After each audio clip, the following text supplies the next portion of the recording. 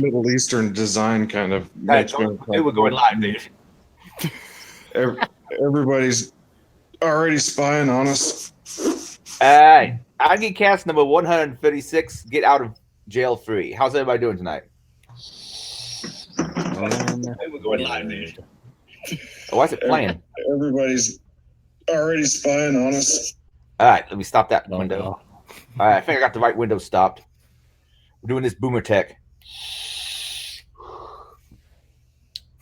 So let's start off with the decidedly non-boomer. How you doing tonight, Caprico? Decidedly not. How am I decidedly not a boomer? Well, aren't you technically younger even than Generation? Well, you're definitely younger than Generation X, but aren't you technically younger than a millennial?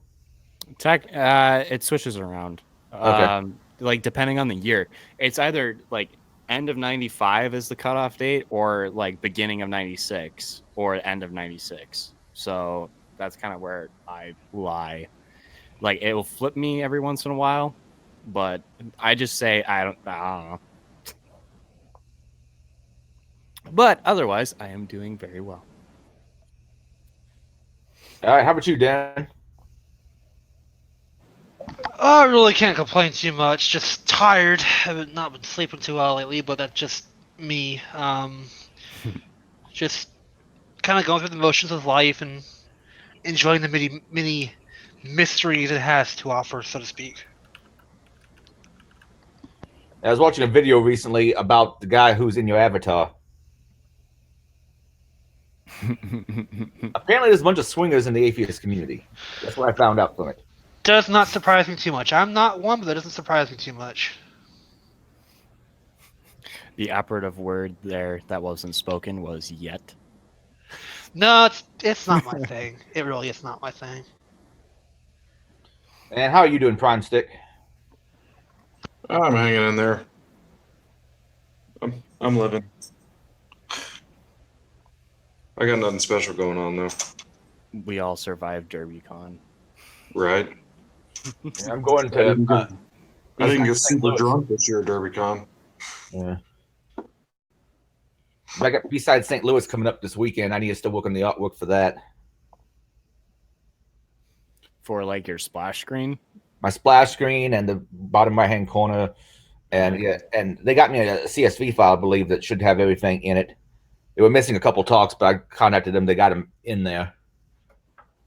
I know there's one thing that some cons do. They don't remember to put the keynotes in. Ooh. But in this case, I don't think that was the issue. I think they just accidentally didn't put one in.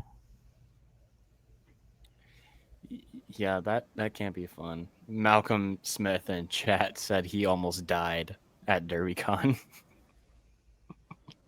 Well, let's not do that, Mac. Yeah, let's not do that. Apparently, one of my coworkers that I brought with me, he's like got a sinus infection after DerbyCon. That's nuts. Shit.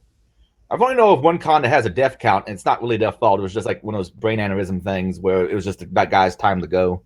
I'm surprised considering the number of people that show up for DEF CON that no one's died at DEF CON that I know of.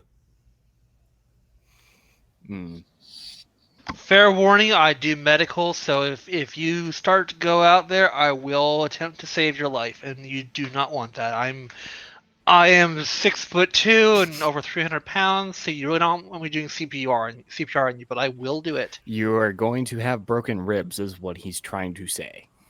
Well, I mean, if anyone does CPR, they're probably going to break some ribs. It's better than dying, but that's You're going to nature be of in the beast. pain for a while. You're going to want to have died afterwards. Yeah, maybe. Oh, man. You don't always break ribs. Every now and then you crack one, but Well, Mac, a lot of people promise they're not going to drink like that again, and then they do end up doing it. hey, I didn't drink like I did last year at DerbyCon this year. I got fucking smashed last year. It was bad. Yeah, I realized something funny. I have in this year of my life, so for all of the year that I was 22, I've been to DerbyCon twice. I'm calling that an accomplishment. Once before I started in security and once after. Yeah, how's that for like a mind screwer? or a mind bender. Or a logic puzzle. All right.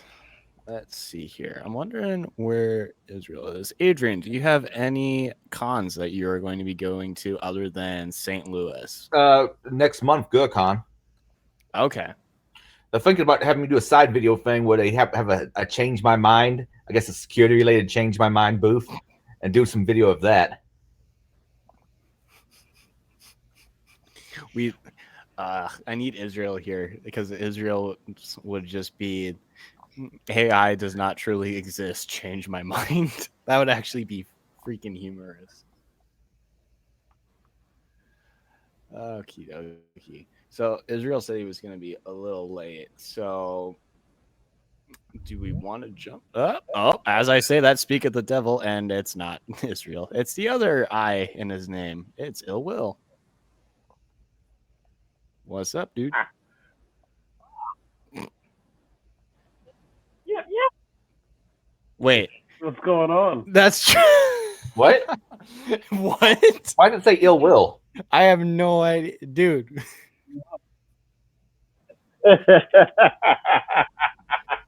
Woo! Are you trolling, dude? No, I'm not trolling. It is really me, man. Okay, that's weird. There's a bug there. It is weird. I don't know. I don't know why it says that. That's I wish odd. I could set people's names, but unfortunately I can't. I'm hoping as time goes by to improve some features of Jitsi. For one, I'd love to be able to display everything in tile view as it goes to YouTube because it looks a lot better that way. It will probably be on later. I'm assuming. Are you using a mobile app or are you using the desktop app? I'm using the desktop app. I'm actually on my There laptop. should be a way you can change your name. I believe so. Yeah, it's a three dots at the bottom right hand corner. It'll say change name or change display profile or something like that. Yeah, because it says ill will. Oh, settings. Maybe in settings. Settings profile. Profile. Yeah. Oh, I screwed up on the show notes. And I'm pretty sure there's a way of doing it from the mobile app too. And I know we're just killing time for Israel for just a bit, but I'm gonna see about the There mobile. we go. Because I know Prime Stick is on the mobile app. You see the change now? I see Yep. a B. BSD band is back, baby. Yeah, if you pop in an email Yeah. address and you have a Gravatar, I think it automatically does that too. BSD. Yeah. How's everybody's Wednesday? Oh, uneventful. Doing good. Doing some research for work. Right, we don't need Sound. Oh no. That's annoying. I I just muted you. All right. It's still. All right. Let me close this damn app. Get out of the meeting. Get out of the meeting on your phone. Okay, I'm trying to figure out how to change. Yeah, I think you can do it outside of your phone though, or outside of a meeting on the phone app. Let me do that. I'm pretty sure Prime Stick looks around that application though. There is a way of changing it. That way we know who's talking. Oh, that's the black and white Adrian, and it should be going away because I just rebooted my phone to get rid of it. What the voice in the background? Yeah, me being in there twice. That was weird. Yeah, it's like a universe. Yeah, my converter for the keyboard comes tomorrow for the PS2. Ah, cool. Yeah, so I'll be back in 1984. Actually, what is the born on date on that laptop? On that laptop shit. On that Model M keyboard. Should have 1984. It is? Well, that's Yeah. I think that's the patent number or name year.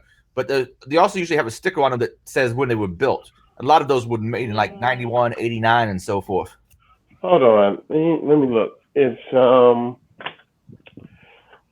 let's see. Yeah, I'm looking on the back. No, it just says made in the USA, Model M, IBM Corp, 1984. Okay.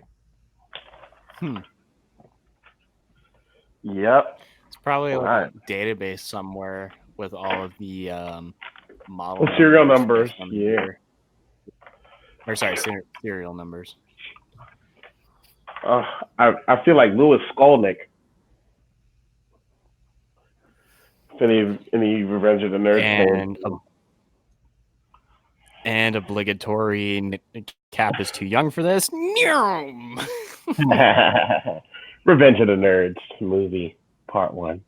Yeah. What they did? How many parts did they do? Because I know there was a part 2 3? that had a theatrical release. They did 4. They did 4 movies. The last one was Nerds in Love, but it didn't do good. It went straight to DVD. The only 2 movies that were good were 1 and 2, because 3 was outrageous. The concert scene, and was it 1 when they do the concert? 1 is when they did the concert. Yeah, the Lambda like techno nerd concert. That thing was awesome. Oh my god, yeah. Oh my goodness. I mean, I was a fan. I was hooked then. I was a fan. Like, there's a few things in that movie that would not be made today. Like the scene the scene in the carnival or wherever it was where he's dressed up as like Darth Vader. They couldn't play that one today. Oh, they also the fact that a bunch of white nerds freaking got accepted by a black fraternity either. Oh, there was one black guy there was one. The gay one, Lamar. Yeah. Yeah, they wouldn't like it today. Which is I'm glad I was born when I was born, because of the freaking way sensitive society. Like, it's insane. I think the number 1 movie that can't be made today would be Blazing Saddles. Oh no, you know what else? No, I can think of a better one than that. Boss Nigger. Oh shit. That's in the fucking title. Oh. There's another blaxploitation film. You know what else? No, you know what else would be worse? Porky's. You couldn't make Porky's. Oh, man. I haven't seen that in so long. I don't even remember much about it. You can't oh man, they couldn't make that at all today. Was it movie? I'll throw that one in. Was it Porky's or Revenge of the Nerds that had a rape scene? Technically, with rape. I'm sure which one that was. Revenge of the Nerds. I thought it was Revenge of the Nerds. Yeah, because technically they did rape someone in there, which is like, no. He's like, I thought you was my boyfriend. You're that nerd. Apparently, there's a movie from the 70s about like some sort of Hell's Angels or something, and that's like the very beginning of the movie. This girl gets raped. Warriors? No, this girl gets raped and like thrown on the side of the road, and then she runs up for help to a car passing by, and the guy basically is like, "It's not your lucky day," and rapes her again. I was like, "Man, that's fucked up." Holy crap! It's a movie, of course, but I don't know if it's. I can't remember the name of the movie. It's like something Rolling Stones, something to do with Rolling Stones or something. I can't remember. I'm gonna quickly look that up. Wouldn't that be like Rolling Thunder? You talk about the film starting that way. Remember the opening of A Clockwork Orange? Yeah, that's gonna go real well today. God, that one's bad too. Jeez. Yeah. I forgot about that one. All right. I guess before we go too off the rails, maybe since Israel's not here yet, we can move up something from below in the show notes up higher. Yeah, we'll do that. So I guess next up on that, since we've gone through announcements, we've got Vulnerability of the Week, which is not the iOS 13 kernel vulnerability that dropped last night, but it is the SIM swap or SimJack vulnerability that is now called SimJacker.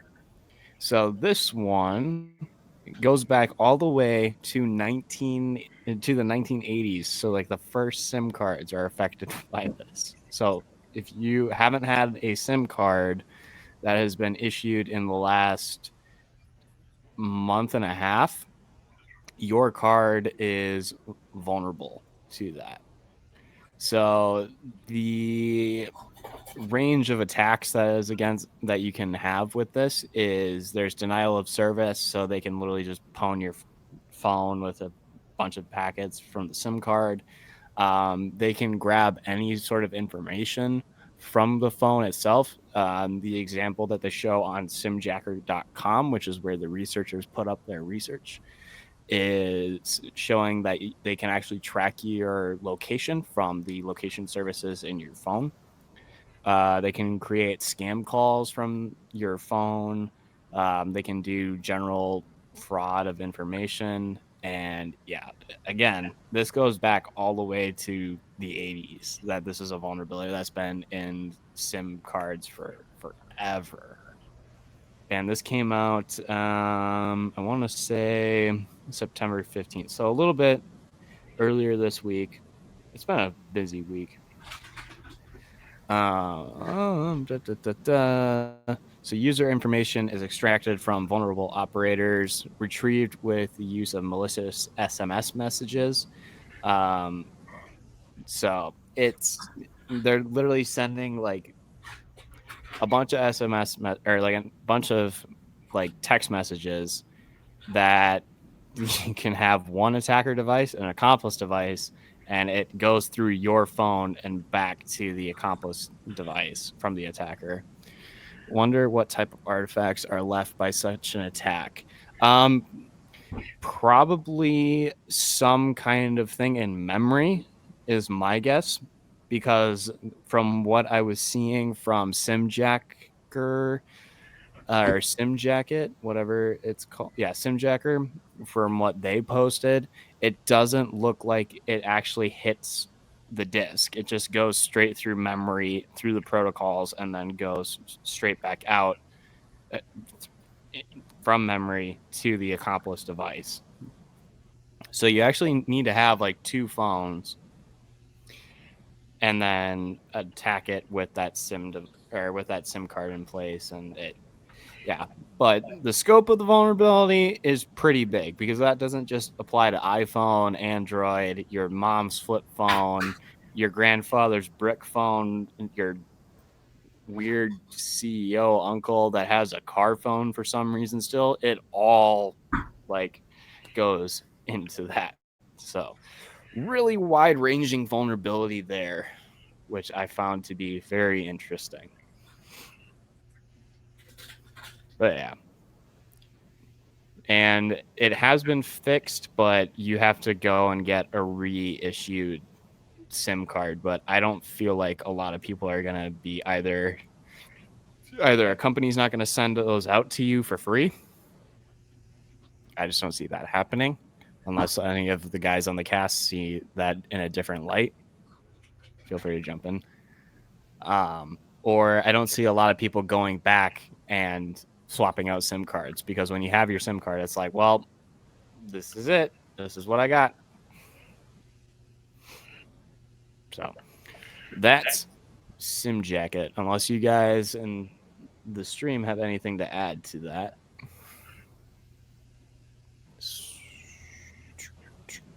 Sweet. All right. Need a way to read it in memory to see in the need a way to read it in the memory to see it. Thanks for the intel. Yeah, a lot of people are not going to know or care, well, unless it happens to them. Yeah, for sure. Like there's not a lot of emphasis in it. Thanks. I'm not even I'm just gonna call you BR, because that's a lot of letters for me to try and say. But yeah, thanks for bringing that up. Yeah, there's not a whole lot of emphasis for people to go and get a new SIM card. If something in their phone, they just want to update. I mean, maybe there's some sort of software thing that can be done, but SIM card stuff's kind of been the same for a while. I've been noticing weird stuff on my phone. might want to check yourself. Go to the cell phone doctor. Doctor. But yeah, and I'll hit on this too. a little bit. Let me go find the link real quick. But apparently, in iOS 13, since I'm just trying to kill time, there was a Mac OS kernel exploit that just dropped last night, about 10 hours ago. And I'll actually share my screen for this one because it's a GitHub page. And I love GitHub, even though it's somewhat owned by Microsoft now. Share screen, application window. Here we go. All right. So, disclaimer, you need to know the KSLR slide to use this exploit. Also, blah, blah, blah, blah. Mac OS kernel exploit for CVE. This isn't out currently in O day. I'll add the CVE once it's published. Thanks to blah, blah, blah. Essentially what this is, it's a Linux bypass, or there's two vulnerabilities that came out this week. One, there was a iOS bypass for authentication, and then this came out the exact same, or like the next day. Like this came out last night. So you're going to need Xcode 9.4.1 to exploit this. It also needs to be 32-bit and use command line tools, yada, yada. But essentially what this exploit is doing is, let's take a look. I have not had a chance to take a look at this. Let's see. So he said it was a slide. So it's going to be a buffer overflow of some kind because he said slide. But that is actually not a lot of code. 152 lines for a kernel-based. Weird. VMLK8. Huh. That's bad. So essentially what it does is you run this on your iOS device. This then goes in and escalates the privilege using a buffer overflow style of attack and puts code there to just bin bash on the system right here. And then that's what you guys are seeing back here, where it actually is getting ID and all this other stuff. So let's actually see what he's doing here. I'm actually curious. Or is this post? This is post. So this is post exploit. Mm-hmm. And this is on the Mac. This is OS X. Ooh, different one. So Apple is not having fun right now. I see. As market shares go up, the more attacks get made for them. I'm just waiting for CrowdStrike stuff. Oh, it's coming. I'm just saying. Yeah, for sure. By the way, so the one CrowdStrike guy that I met at DerbyCon, no hard feelings towards you. You're a really cool guy. It was fun talking to you too. If you ever see this. Man, I still, I still have con syndrome right now. Like literally, I don't know why. Yeah. It's just I still do have it in a way. But in other news, my Chip and Dale Rescue Rangers shirt came in, as you guys saw. Yeah, it's all this morning. Got some fun. Yeah, man. It took them forever to send that one though. Who was that from? Was that from Teespring? Yeah, it was. Yeah, usually they're from not Teespring. too bad. Yeah, that's why I was shocked. With this one, it seemed like it took a little bit longer, but it got there. Because I got mine like within like a week, but that like mine and then one of Will's shirts. Yeah. For Ilmob. Yeah, I mean, I don't know. It just seems like it took longer than usual, but I'm just glad it got here, and Happy I got to rock it. Mm-mm-mm. Well, you know how I am with t-shirts. Yeah, I'm trying. I'm just a little concerned one day, like instead of like your wife's gonna like barge in during one of your videos. It'll be really funny, and you will post this if this happens. But be like, why are you spending all this money on these shirts? Starts like just start beating you up with like a slipper or something. That would be hilarious. Yeah. Oh my goodness. I'm glad he's starting up the narrative here. Yeah. I mean, hey, like weird stuff's happened, you know. Yeah. Could be a It trouble. has. Yeah. It did. Like no, baby, no. No, I just wanted this cool T-shirt. It's Chippendale. Yeah. So I'm gonna chip it down you. Ah. Oh my Yeah, the gosh. t-shirt budget has been insane this summer, but I enjoyed it. Um, I had a good time. I'm just trying to get as much as I can now because winters are coming, and I won't be wearing these in the wintertime. What do you mean? That's what hoodies are for. You combo it. Yeah, I got something special with the hoodies coming. Nice. I hear merch. Mm-hmm. More merch. I'm a merch guy.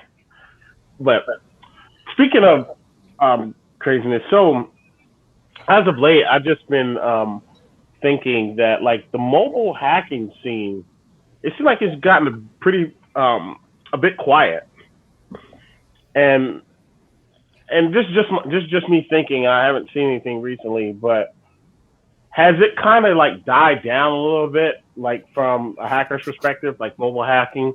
Because think about it, if you look back, what's the real purpose of rooting your Android or iPhone nowadays? Right. So, okay. To pose that, I don't think it's ramping down at all. I think it's actually ramping up because from what I'm seeing from the last couple of weeks of just looking around and seeing what people are talking about, they're talking about Android's new update has XYZ vulnerabilities. Like we talked about one a couple weeks back that had 100, or it was a couple hundred or so, or it was about 100 vulnerabilities that were present within the beta version of it. And just yesterday, there was a iOS 13, so iPhone OS, or it wasn't the kernel exploit. There was a authentication bypass that came prepackaged on everything that you threw out there. Now 13 isn't out yet. No. But it's in public beta. So if you're on public beta, please you can't degrade. Please patch whenever there's a patch out. Yeah. But in the mobile space, I see it happening more and more, and at least in my team, at least we're actually gearing up to start a bunch of mobile testing because or a lot of organizations, especially larger organizations, have their own sort of appliance or mobile application to share information via the phone. Right. And especially for people that are on the go so much, like salespeople and your marketing team and whatever, having some sort of centralized service that you can throw out just to their phone while they're traveling is super helpful. And I've been seeing that a lot and gotten to test a little bit on those. And it's nuts what you can do with them, man. Like, you don't need to do much to them for sure. Well, that's true. Oftentimes just looking at your limit. It's the same thing with like Docker containers too. It's just looking at like what is your limitation and how can you use what you can do to grab information off of the phone or grab stuff out of a container and stuff like that. But then there's other things with like APKs and Apple's .is files, I think, or plist files, plus Mhm. files. Which also, I hate you, Apple. I've had to build Yeah. these. They suck, and your docs are non-existent. Yeah, I mean, it's only reason that made me think about it is just like it's been kind of a quiet summer realistically in the as far as like mobile hacking department. I don't know, for some reason it felt that way. Well, also look at what's going on with I think we're out of the hacker summer now. Yeah, You know how um like the Taliban had like seasons when they would ramp up attacks like right after winter. Now we're out yeah. of summer, everyone's all rested up and everything. And now they're ready to just drop everything. Mhm. Well, that's true too. In a way, everybody's kind of quiet and it's just like, now I can just drop this and boom, Mm-hmm. and back in the saddle. Speaking of dropping things, I don't know if it was talked about last week. I'm just gonna look real quick. Did we talk about Blue Keep getting dropped or the RCE being put into Metasploit now? I don't think we did we? Not from No. the show notes. It doesn't look like it. Uh-uh. Okay, so at DerbyCon, Israel and I were hanging out at a booth, and then our phones kind of lit up real quick, because Blue Keep RCE is now a module in Metasploit, and that was while we were all at DerbyCon, so we couldn't cover it right then and there. I had a chance to look at the code a little bit while I was there, but looks to be good to go. But it is also on a lot of end of life stuff. So be careful where you use that because it might crash other devices. I think it's only good for Windows 2008 and Windows 7. Let me look at that real quick. Blue Keep.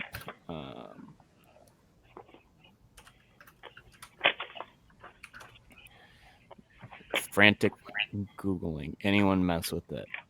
Okay. Also, at the same time, and I have to confirm this, but Malware Tech also put out his RC when this came out as well. I have to look at it. Interesting. Yeah, so it's only for.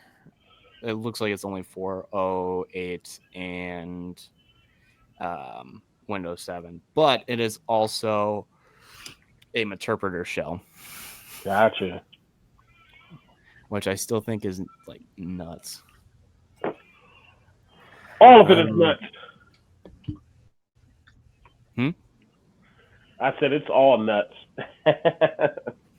Everything is nuts. Yep. They actually I think they rewrote a bunch of stuff to add to this as well.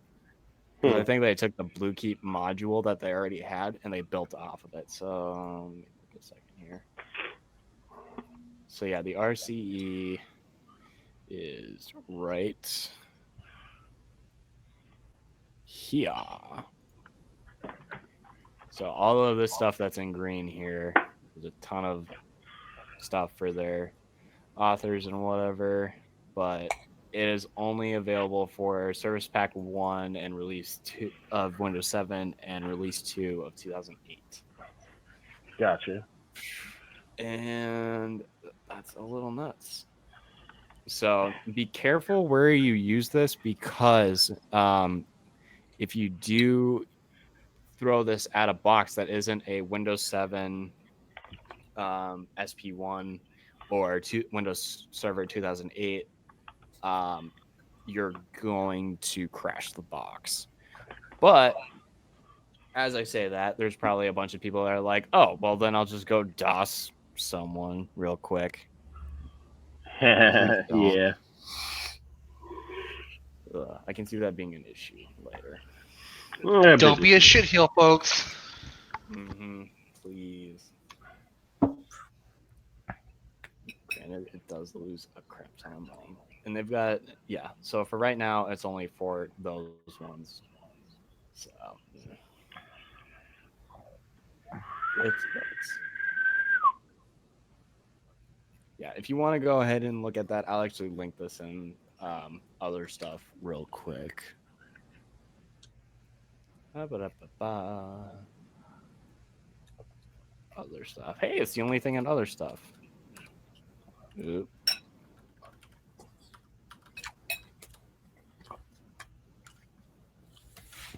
You keep dropped. And done. Sweet. All right, well, I guess we can move on a little bit further down until Israel gets here to vulnerable stuff. So I found an article from MITRE actually on the top 25 vulnerabilities or types of vulnerabilities from 2019. And those are these. So, improper restrictions of operations with no bounds or a memory buffer. That's your basic buffer overflow attack. What I found was interesting was improper input validation, cross-site scripting, improper neuralization SQL injection, cross-site request forgery, path reversal or traversal, OS command injection, XML external entity reference, code injection, deserialization of untrusted data. A lot of these that are on here are web, and a lot of them are a good portion of these are web vulnerabilities, which I think is nuts because if you think like a couple years back, that was not the case in my mind because everything was still very systems based.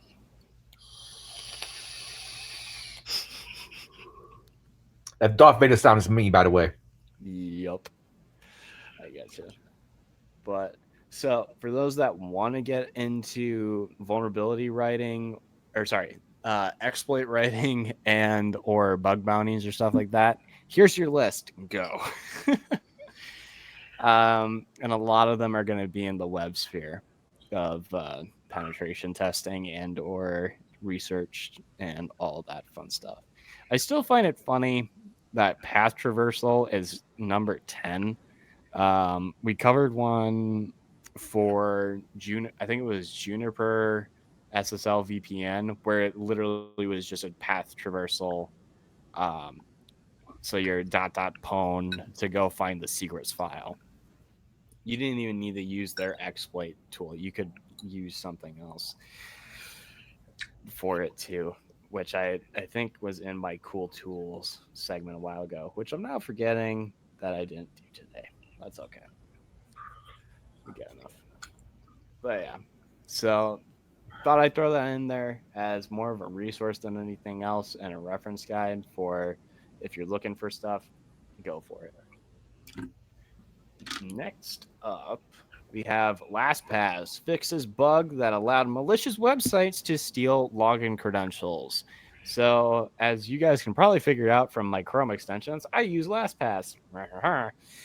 So the password manager, LastPass, said it has patched a vulnerability identified by a Google LLC security researcher that allowed, and Google just turned on to my my phone just started typing because I said Google. Discovered last month by Google Project Zero's Travis Ormandy. The vulnerability allowed malicious website to trick the browser extension to use a password used from a previously visited site. To exploit this vulnerability, a malicious website would ultimately produce an HTML iframe or a web page embedded inside another web page that linked to a cached LastPass login allowing the site and those behind it to steal user credentials. So it's like clickjacking on another level. That's what I'm getting from that, which is nuts. All from an iframe. So yeah, that's bad. They've patched it. Update your plugins. It's a rehash of something they had done earlier. They did something similar to this earlier, a couple years ago, or about a year ago, I think, where they would just do hidden form fields that LastPass would just fill those form fields. And when they patched that, this is just their workaround for that. And do you know if that is stick? Do you know if that came from Project Zero as well? No, I think that one was actually seen in the wild. They were just doing like hidden form fields. I don't think Project Zero did it first. I'm not sure, but they were stealing other information by having these hidden fields in their on their web page. Yeah, yeah. So it actually mentions it here. The one that you're talking about. This isn't the first time a vulnerability has been found with LastPass. Yeah. It's software. A vulnerability found by Ormandy in March of 2017 in the LastPass browser extension allowed attackers to not only steal passwords but also execute malicious code. Then, as with now, Ormandy informed LastPass of his discovery in advance, allowing the vulnerability to be patched before details were made public. So there is a patch available. Oh my gosh. Yeah. So your password manager, update it, please. Or if you're too worried about using LastPass, move to another one.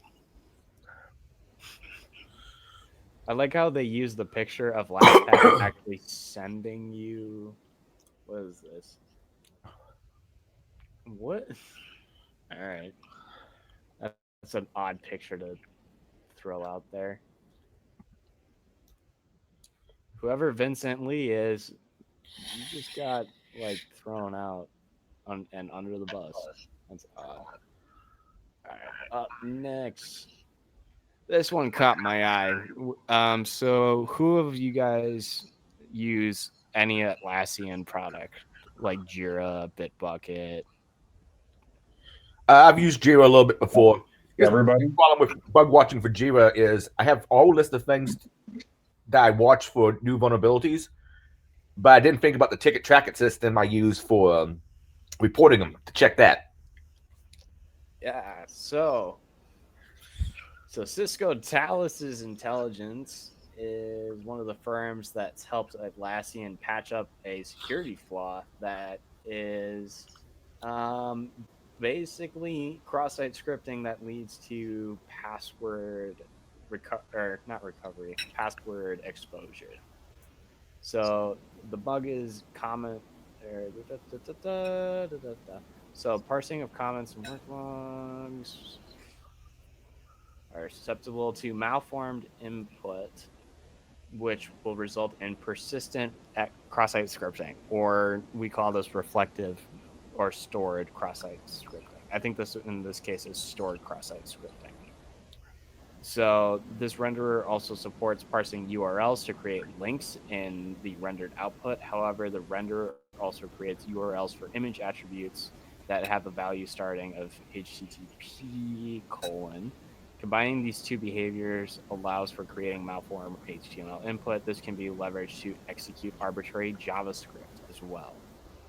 So not only cross-site scripting, but it will also do stored code. So if you want to completely change a web page or have your own, I think there's a couple of ways to get a reverse shell out using JavaScript from a website. And if it's stored within a server, you can easily call back to that. So the bug, it scored a 7.4 out of a possible 10. So this puts it in the high severity. So make your comments good, but make them not code, please. All right. In in more Docker news, I was looking around for another Docker thing to see what came up, and I found this one. So, Docker Desktop Community Edition before 2.1.01 allows local users to gain privileges by placing a Trojan horse Docker credential wincred.exe. So when you do a Docker login via your command line, in Windows, it calls Docker credential wincred.exe, and that file is located in program data Docker desktop version bin as a low privilege user, and then waiting for an admin or service user to authenticate with Docker, restart Docker, or run Docker login to force the command. So you're essentially lying in wait, waiting for someone to execute that at a privileged state, and then you get privilege escalation, not only outside of the container, not only breaking out of the container, but also gaining admin status or system level access to a Windows machine. And there is a write up here explaining it a little further on why this is the case. And it all has to do with file permission or folder permissions within Windows that were set up by Docker.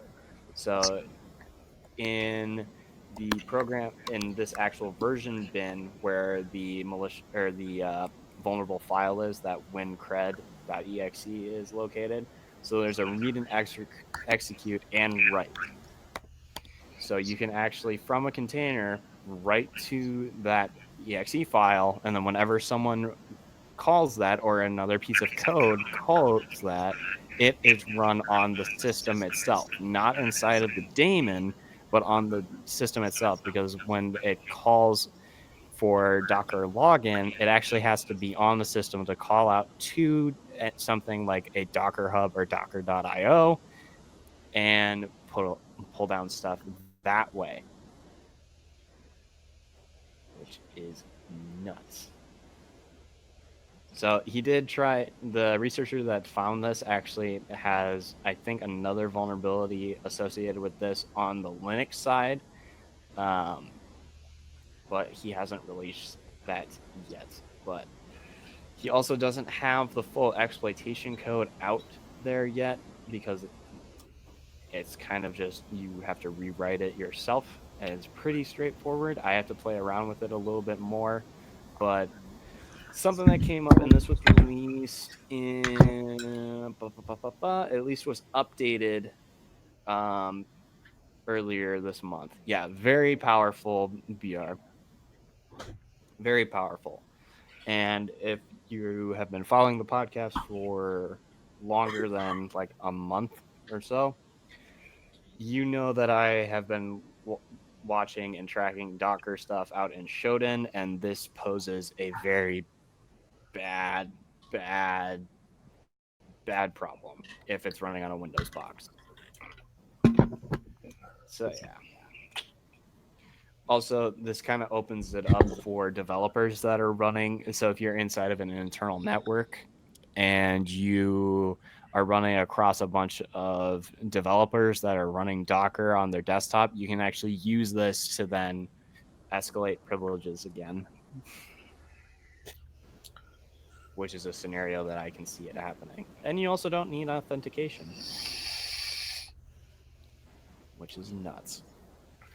And as always, every week we throw in the vulnerability summary of the week from CISA, and that is posted in the show notes, which is under Adrian Crenshaw's logo on YouTube, under show notes at docs.google.com/document blah blah blah blah blah blah. And go through this, and if you want to find anything more, there's a couple of interesting ones in here that I got to take a look at. Apparently Apache had a bunch of stuff in the highs, GitLab had some other stuff, it was Jenkins, all the fun stuff. Google Android got stuck in there again.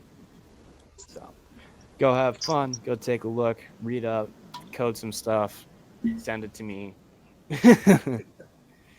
and just go and have fun. And that is it for all vulnerability of the week and vulnerable stuff for this week. Is on. And it looks like Trez has just joined. I couldn't stay away. So yeah, that is vulnerable stuff and vulnerabilities of the week, and also a couple more that aren't in the show notes. I'll be putting those in later tonight as well. And also, if you're in chat and you want to take a look at the show notes and follow along, Teammaker502, who's one of our admins, he just threw those into the show notes as well. We will be having some fun tonight. Dude, you have no idea. Like, I'm keeping it off cast, but I got some fun stuff coming up that I'll be sharing later. And I will be doing another talk on. Cool. It's gonna be good. Well, Israel's not here right now, so What? No Israel. What are we doing? Yeah, I'm gonna. sorry, Iliad Vito- Omar got her rich. We have no Israel. Okay, that wasn't as funny as a joke as it was in my head. Oh, it took me a minute to get that too. I was like, fucking idiot. I missed it, but that's okay. I miss a lot of things. I'll text Israel real quick, but I also have to step away for about 2 minutes. So, Adrian, I will pass it back to you. All right. Well, since Frank just joined, let's ask Frank how he's doing. I'm doing good. I joined the gym, kicking some ass so I don't die an early death. I need to get my ass up early and start going to the gym because I find myself by the end of the day, I just don't have the wherewithal to go. I need to get back my girlish figure. Yeah. Yeah, so I got a housemate who I was somewhat close with, not very though, and she went to the hospital for breathing trouble and she died. It's like so fucked up. Like you go to the hospital, you think they're going to take good care of you. They said they're going to discharge her, and then the next thing you know, she has a blood clot in her lung and she's out. She's gone. Oh shit! Sorry to hear that, man. Thank you. It sucks, but yeah, I don't think it's really hit me yet. Like I think I'm in that denial stage where it takes a while sometimes, man. When my mom passed away, it took me a good couple months to really, process it. So, yeah. So where did we leave off on the show notes? We did vulnerability of the week already. Yes, we did vulnerable stuff and I believe vulnerability of the week, and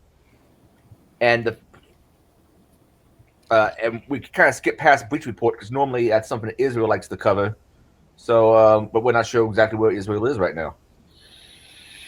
Yeah, I'm about to message him real quick. Puts in the show notes and doesn't show up. What a guy. Well, we could click the link and pretend that we have some idea what we're talking about while we're just skimming the article and be like, yeah this happened. Almost every Ecuadorian citizen this week is included in a data leak, and just like click the link and be like, read it real quick. Yeah, I'm gonna throw him up real quick here. We can talk about him a little bit more.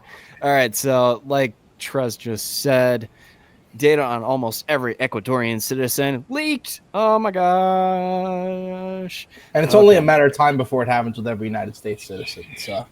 Oh yeah, I mean, well, wait, no, didn't that just happen like 2 years ago? Well, I mean, there's the Equifax data breach. That's got a lot of people. Mm-hmm. Not everybody though. Gotten into them illegals. Nah.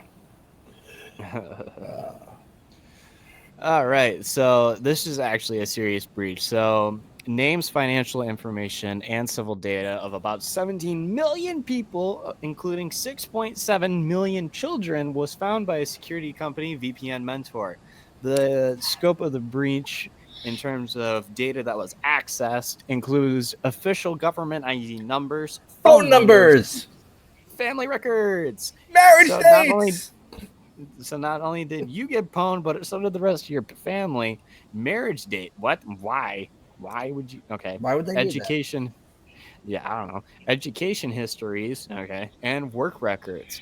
The cache of information also included some financial records, tallying account balances of customers of one Ecuadorian bank. Tax records, including official revenue ID numbers for companies, were found on another file. So, very bad. A whole 18 gigabytes of data. Was that how much it was? Yep. Your whole country fits in 18 gig. Sorry, I can fit your country on my flash drive.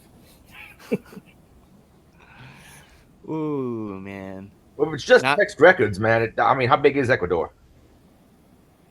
I think it'd be a little bit larger, even though it's just text. I mean, apparently about 17 million people. Where almost every yikes. So that's government that got hit with it, right? so wait, this data was on it wasn't on a government server. It was on a unsecured server set up by Novistrat, an Ecuadorian marketing and analytics company. So how the hell did they get all this data? Government just sell it to them? Probably that, or they were or they're like a third-party contractor to do to do advanced marketing towards Ecuadorians. Anyone know what format the data was in? Just curious. Yeah, little for a Google dork, you know. Find that shit. I mean, all you would have to, it's probably pretty simple to figure out. Ooh boy. Also, that's a little nuts. 18 gigs for the entire country. So, Philly-based Entercom reportedly hacked for $500,000 ransom. That's $500,000. That's $500,000. So, radio giant Entercom, the Philadelphia-based owner of more than 235 stations worldwide, was reportedly hit with a ransomware attack last weekend, affecting its internal systems, including email production and billing. The ransomware attacks appears to have compromised a machine on Entercom's programming side, forcing some stations to complete music logs by hand and run without commercials, according to RadioInsight.com. And I will pass it over to Israel because he is finally here. What? Wait, what? What did I jump in on? What'd you do with your hand? Philly. No need to fear. Israel is here. Rashid didn't mute you. Really just been BSing this whole time? No. We covered things, important things. We covered vulnerability of the week and vulnerable stuff. Oh, okay. I mean, you guys didn't have to wait, but yeah. Let's see. So you are on the Philly Sequin. I'm right. Or Philly Boys. I'm right about where the amount is. $500,000. So yeah. So the end of the subject line. Yeah. They're not going to pay. Good. Which is good. I mean, if we had more people not pay and actually had sufficient backups and did tabletop exercises validated, they can restore in an efficient time frame, ransomware wouldn't even freaking exist. Yeah. I mean, there's a market for it because people keep paying. Exactly. Yeah. Because I got people don't have. Who's that? This is Nathan. I rarely chime in, but I have a very, very, very old ransomware story from Philadelphia. And I'll wait until you guys are done. Chime me back in when you're ready.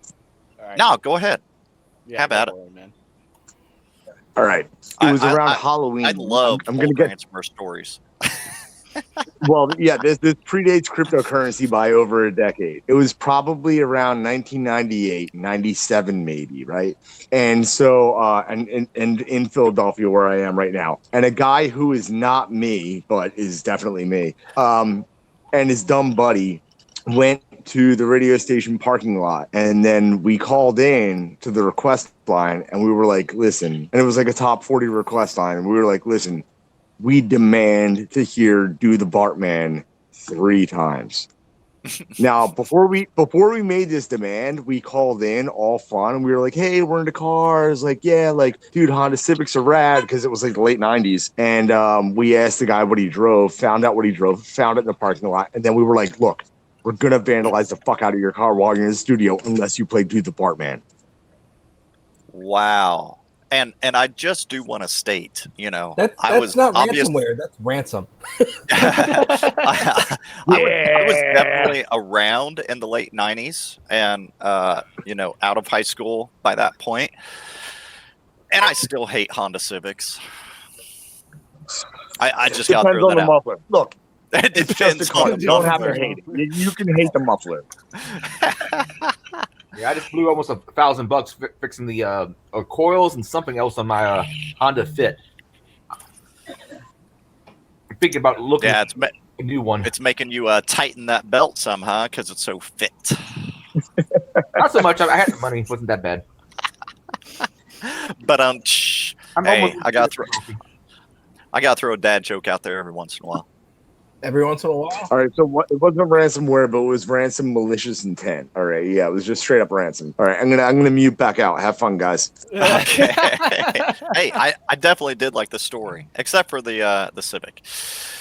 But yeah, this ended up taking out a lot of their infrastructure for actual broadcast, and so a lot of the locations. Because Caprico, do you see how many locations they have? I think it's like 50 or 60 different companies are ran under these guys. So it's not so much companies; it's 235 stations nationwide. correct. Yeah, So that is every 235 stations. That's a specific radio frequency within a specific state. These guys own one of them. So when you They're like hear Clear on- Channel. yeah, when you hear Yeah. on the radio that some like the parent company. Yeah, that a station is a cumulus station, that means that they are a station that is owned by a larger conglomerate, such And as accumulating ransomware. Ooh, apparently. Geez. That's two. I got to. Yes. Oh boy. Someday, Caprico's 13 right now. Someday, maybe by the time he's in his 30s, so like 17 years from now, maybe he'll have kids and can start having those good old dad jokes too. Oh, got them good old dad jokes. Okay, next up, we have Hackers 42. steal 4.2 Yeah, million from state pension fund. Yeah, 4.2 million, and that kind of does suck. And granted, this is a story from, I think it was the 9th, but I missed it last week, so that's why I threw it on this week. But the theft occurred on August 26th when the perpetrators managed to hack into the email account of an investment manager working on behalf of the Oklahoma Law Enforcement Retirement Systems, OLRS, agency. A separate pension fund managed by them, or a separate pension fund, was not affected. So apparently they managed two pension funds, and one was affected, one was not. But yeah, the perpetrators were able to get in and steal quite a bit of money. Man, is the national flag going to start waving? Is the TV going off air? Is it that late? The fitness gram pacer. That was the emergency alert system over here. I got an Amber Alert. Oh, okay. An Amber Alert? Yeah, somebody for kid. child abduction. I know what it is, but I've never seen one go on the TV. I usually just get it through my phone. Oh, really? Yeah, because they'll do it oftentimes on television, phone. If you have a emergency radio, I mean, there's a lot of different channels they actually send that out now, which is pretty nice. Radio. Yeah, except all of it is susceptible to what happened in Hawaii last year. Yeah. Oh, well, yeah. The people who did that testing of the emergency alert system. The test. Yeah. They did it like in a stadium-sized area, though. They did it for a very small radius. It was not like... That's right. But the one good thing about this, the Roy Rogers, hot damn. He needs like some dual 6-shooters. But Roy Rogers stated that the agency's insurance will cover the loss if the funds cannot be recovered in full. So that is the one good thing. Granted, they won't. Got this, even though it's our fault.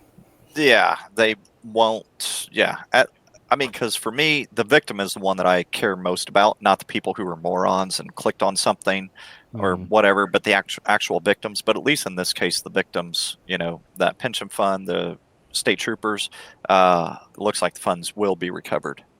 Oh, wait. This was some social engineering shit. Like, they called them up. Yeah.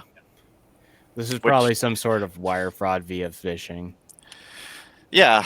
I mean, crap. What are we calling phishing over the phone now? Bitching.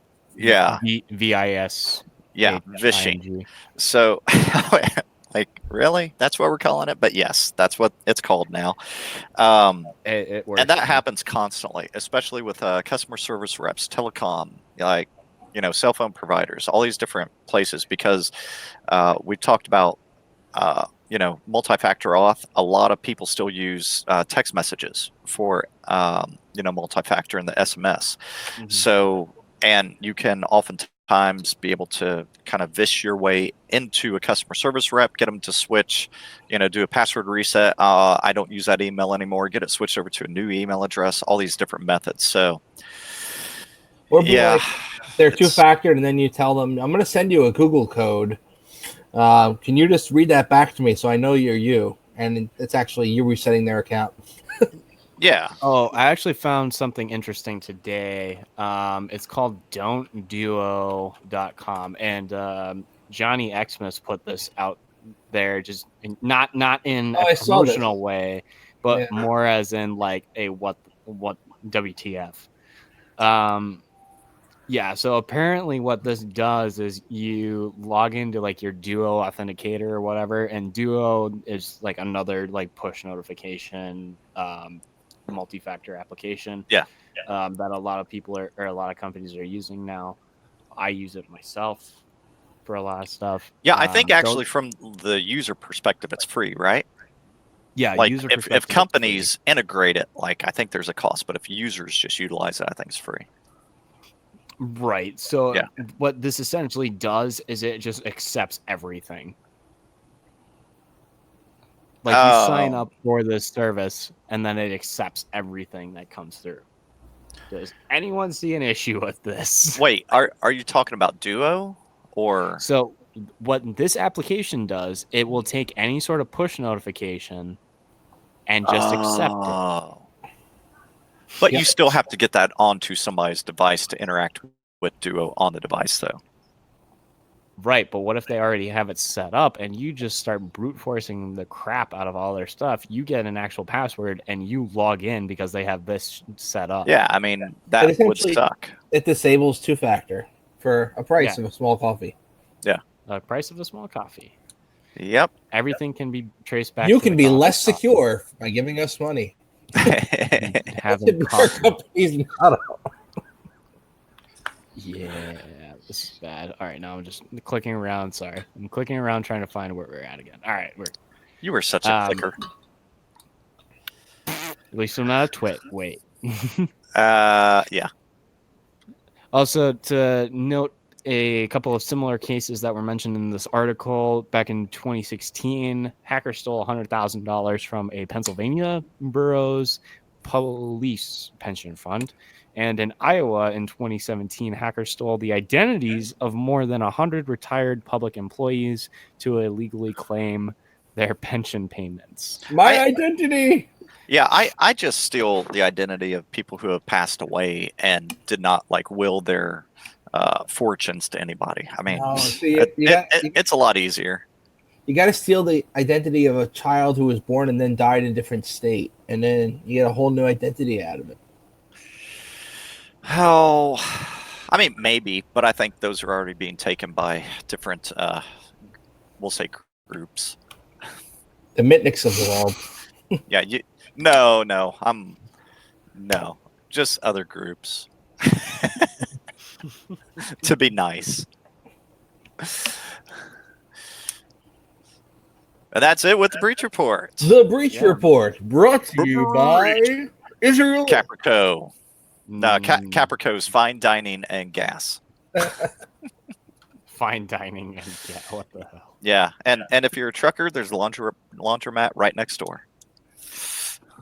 Also, we've got everything that you might need. We've got fuses. We've got gloves. We've got your trucker hats. We've got your diesel-powered fuel sources on tap. Oh, yeah, that reminds me. I have an app that I need to create at some point. Where's my phone? Diesel are us. So Nah. a friend of mine who's like really into cryptocurrency sends me a link to this thing called Pi, and apparently it's supposed to mine cryptocurrency on your phone in the spare CPU cycles. And I'm like, this just sounds like a horrible idea, like for battery life and other things. No, it's a horrible idea on every account. I mean, like processor-based crypto mining just blows. You're not going to get hardly anything out of it. You have to use some type of video card or an advanced accelerator. And even video cards are, 10 years ago, ASICs and stuff like that now. Yeah. Things that are specifically written for the actual crap. The not the hash. Yeah, but calculate the encryption type. Things that are specifically written for that one, totally made just for that one thing, to optimize the energy expenditure, everything else, like that is where you still have the potential of making money with cryptocurrency, unless you're doing like a day trade or, buy and wait type of thing. But if you're actually trying to mine, that's complete crap. You're never going to make anything. So here's a little bit of a curveball to throw at you. So all the Docker botnets that I've been tracking, right? Yeah. So Docker, in its latest release, now supports GPU instances. Oh, there goes botnets. Have fun, Cappy. Oh man, I'm just waiting for one guy to figure that out and go to everyone's Docker instance and just start mounting every single effing NVIDIA graphics card.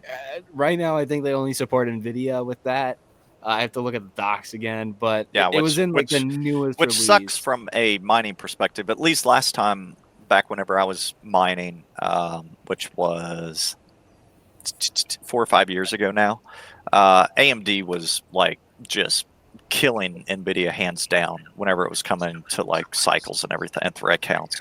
So, or whatever they're called on the video card side. But yeah, that's in terms of mining, it's hash rates. Yeah, and AMD was just killing them. But it also has to do with like how AMD versus NVIDIA is actually doing it and how you're processing that. And AMD was just winning hands down. But I mean, if you're going out with a botnet, getting it for free, you're not spending. Huh? I've noticed a lot of the botnets lately are actually mining Monero because it's good for CPU mining. Yeah, yes. Monero is that is all by far the biggest for botnets. Because you can go out, you find the code on GitHub, and be able to get started very easily. And integration into a brand new botnet is fairly seamless. Existing botnets, not too difficult. So yeah, that's very easy.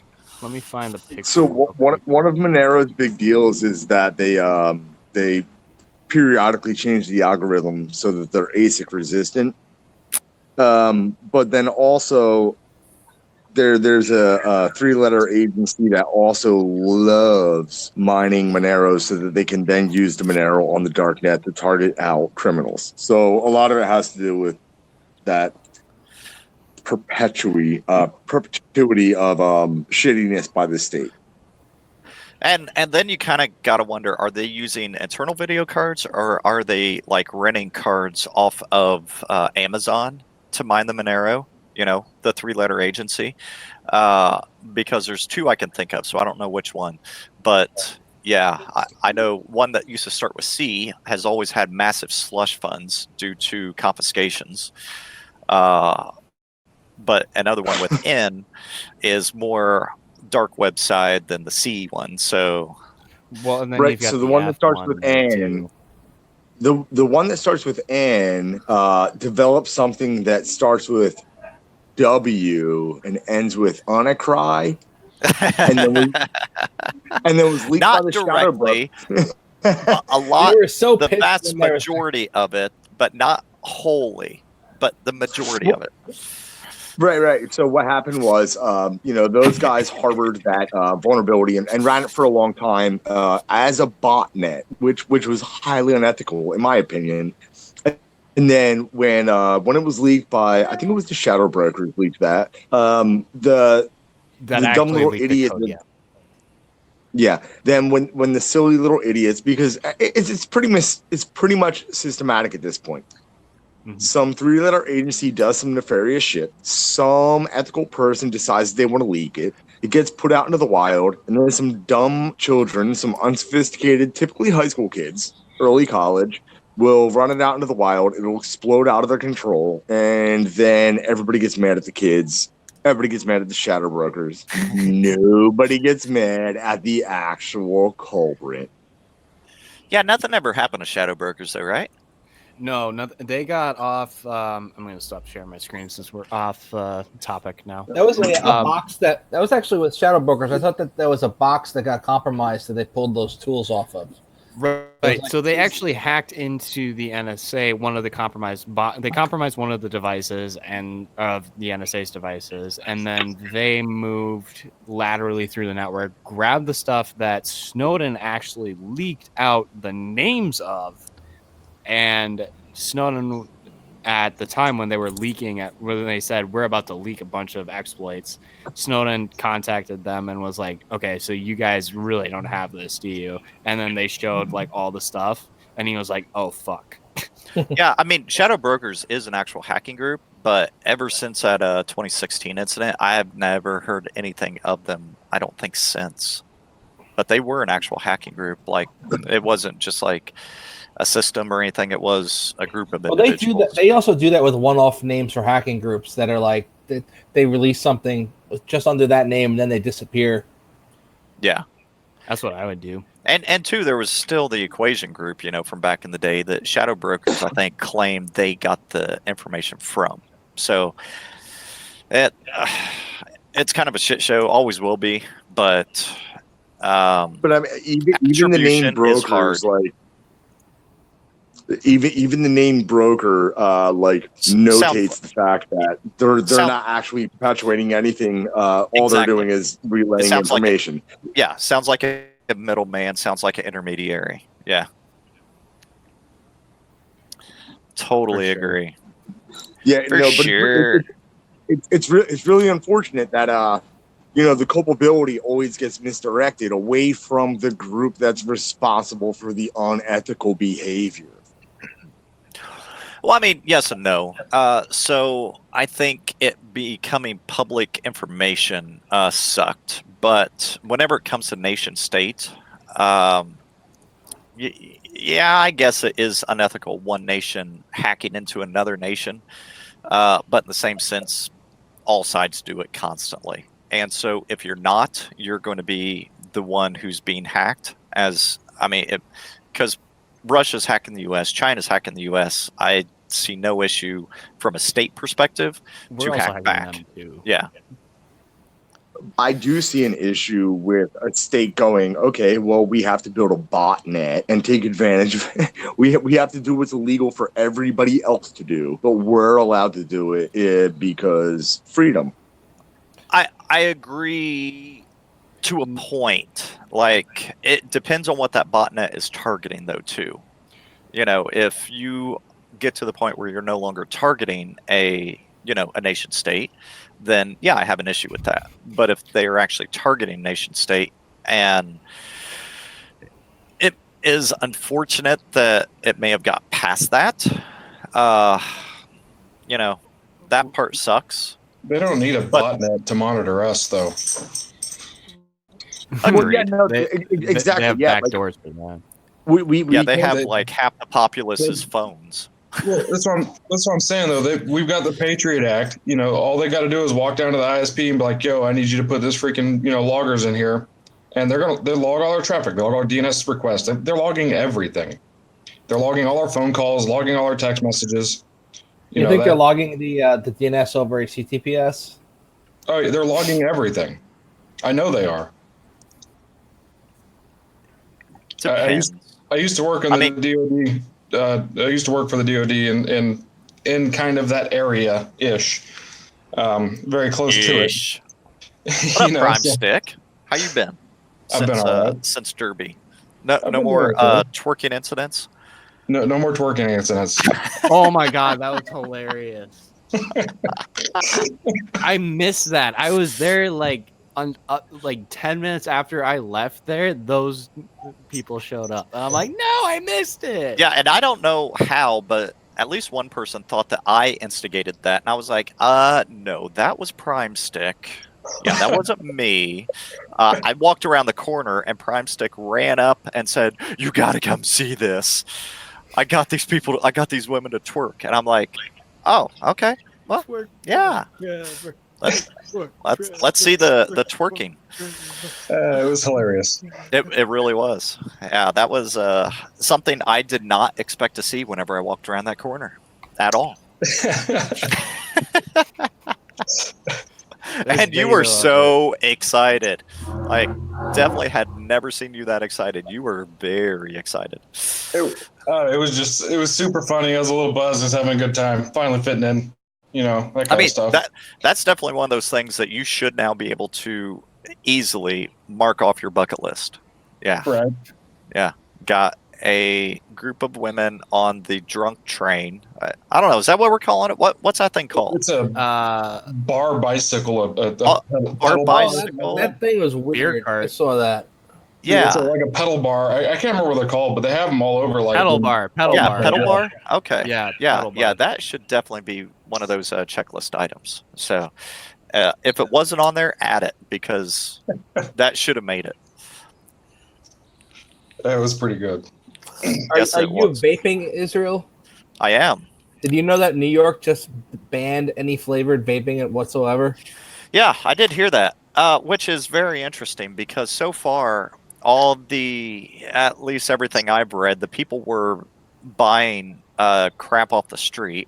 Yeah, they were buying THC, illegal THC. Most of it was infused with THC, and they were getting it off the street. Had no governmental controls around it, which the vast majority of e-juice producers abide to governmental controls, because there are actually controls out there, and they were getting it off the street, obtaining it, not necessarily illegally. Well, I guess in New York is marijuana legal? I'm not sure. No. On the East Coast, nothing on the East Coast. Okay. THC-wise is legal. So they were obtaining it illegally. And so now we have the potential of, Trump trying to get, flavored e-juices banned.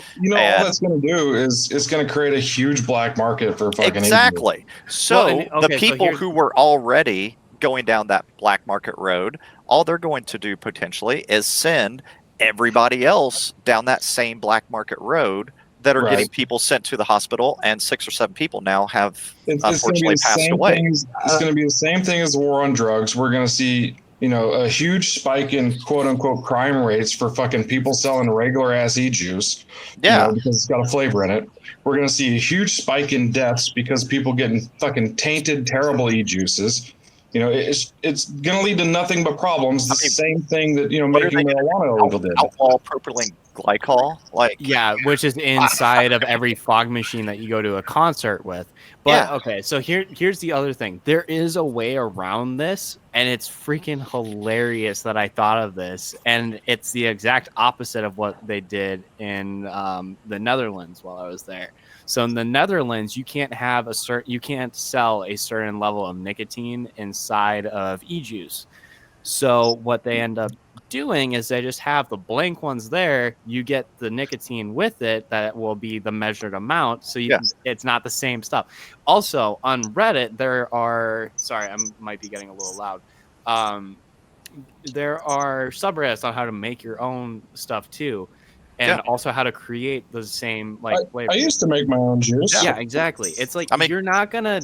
These are because all you need is the base and then the flavorings. All you need is vegetable glycerin. You get a high quality food grade flavor. Yeah. I use vegetable glycerin because the propylene glycol is a much drier, harsher hit. Yep. So the vegetable glycerin is a lot nicer. Yeah.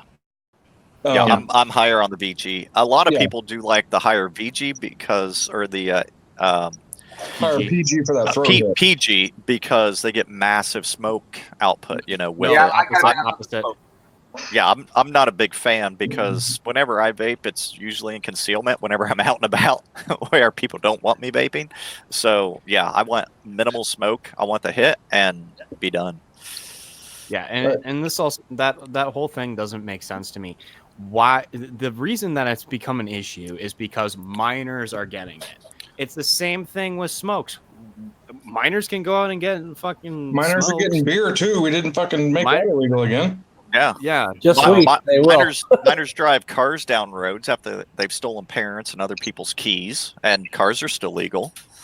Right.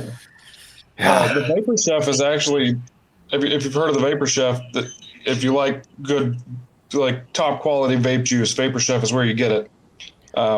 But they've actually got little cards that are like basically a protest. As I quit smoking, blank years ago, and now I have to quit smoking, your favorite flavor or whatever. And they've got a hashtag going on Twitter now too. Yeah, I mean, in like in the UK,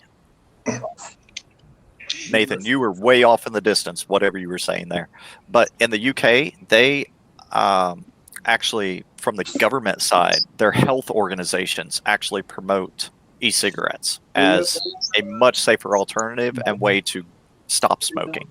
And the UK has had 0 deaths. Oh yeah. With e-cigarettes, also, Juul is getting sued because they had more nicotine than they advertised. They said it was almost 20 times as much as they said they had in there. Isn't Juul owned by the tobacco industry? Yeah, So that's the fun thing. So. Juul and Blue are actually owned by Big Tobacco. So they actually want, honestly, they want that to happen. Because then everyone gets stuck on that nicotine habit and goes back to just traditional smokes, which is just. Gentlemen, can we not admit that this is like the mass hysteria of the week? I mean, like you can go and have what do we have? Back-to-back mass shootings, and we're already replacing that with like vape juice terror. Look, this isn't going to last. It's not worth discussing. We all know that it's not based in any type of logic or reason or anything like that. All it is mass hysteria. It's market fervor. I hate to see attention paid to this nominal horse shit. I agree, but in the same sense, if they start getting legislation, wrapped around it, then it's not so much mass hysteria. It's them actually trying to take action against mass hysteria, and I'm definitely against that action that they're taking. Mm-hmm.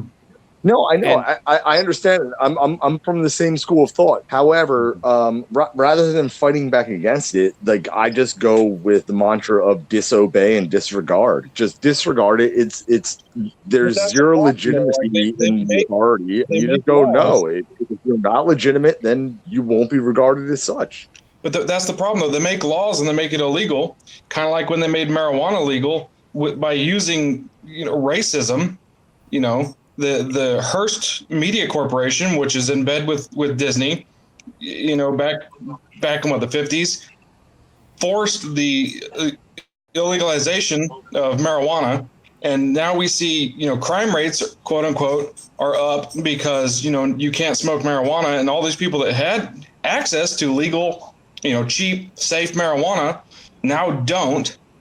So we've got millions of people incarcerated because of marijuana crime, and the same thing's going to happen with everything else. You've got you mentioned mass shootings, so you've got the mass shootings going on.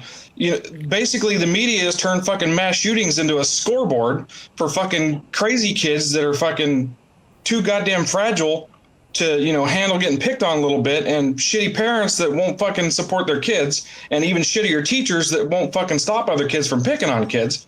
So now they've got this fucking scoreboard posted, like, oh hey, look, I got the high score, I killed the most fucks, haha, look at me go. And now they're going to do this to vape juice, so we're going to have more quote unquote crime rates because we have people buying illegal vape juice. More people are going to die from it because of tainted, terrible vape juice. And then they're going to start pushing for, the gun reform they're pushing for. And all that's going to lead to is the next civil war. So, I mean, if the government doesn't stop knee-jerk reactioning to fucking 1 or 2 deaths, and if the media doesn't stop pushing their fucking agendas and propaganda, it's just going to lead to nothing but destruction for the United States. And here's the other thing, too. So to get a full grasp on the whole story, the kid that ended up in the hospital that kind of put everything off on this, and also Prime, Stick, I totally agree with everything that you just said. The thing that kind of teetered everything off on this point was that this kid ended up having his esophagus close up. That was potentially caused by vitamin E inside of the vape juice. However, this was also a kid that started vaping when he was in 8th grade. Now, I don't know of any state where it is legal for you to buy nicotine infused or nicotine contained products under the age of 18, especially even here in Kansas, it's 21. You can't enter a vape store or buy smokes unless you're over 21. 18 Yeah, a lot of states are doing that now. Other states have moved up to 21 as well. I'm pretty sure my last home state is still sticking at the 18 for smokes and other nicotine items. But it's nuts. And I totally agree. This is, and not to be super political, but this is what happens when you let government decide what you're going to do with your life. I mean, that's not a political statement at all, really. Like, I mean, both parties are doing it. Like I feel like I feel like Congress and like the whole political system, like on the federal level of the United States, is like fucking WWE wrestling. Like the winners are already picked, the script's already written. They come out, they fake a fucking fight, and then you know what I mean. They already know what's going to happen. They come out and they fake the fight. Like, oh, we tried, guys. We really tried. You guys should keep fighting each other, though, because it's funny to watch. Like, I mean, it's very similar to back whenever, the ban on machine guns and things like that went into effect. Yeah. They actually had a debate in regard to machine guns and like full auto weapons. But then all of a sudden, suppressors got put in there, too. And bump stocks. Never debated. Nothing. It just made it into bump stocks were never talked about back then. There was no such thing, but suppressors made it into that legislation. And all of a sudden, to even get a suppressor to reduce the noise, not silence it, but to reduce the noise, quit pissing your neighbors off. Overseas in multiple countries, suppressors are required, or at minimum encouraged, just because it doesn't annoy everybody. Yeah, but it's the same type of thing. Ago in the Netherlands. You know what I find funny though? That there has never been a suppressor used in a mass shooting until, what was it, like 3 or 4 months ago? The guy that quit his job, he was a government worker, I think it was in Florida or something like that. It was a black dude, I believe. Yeah. He came in with two suppressed pistols and shot 6 or 8 people or whatever because he was pissed. He worked at the courthouse. He was pissed off about, some wrongdoing or something. I don't know. Hey, it sounds like she knows better than you do. Right. We still got that guy in 30 seconds, 60 seconds. He didn't get very long. But here's the thing though. Not a single suppressor had been used in any mass shooting except for that particular one.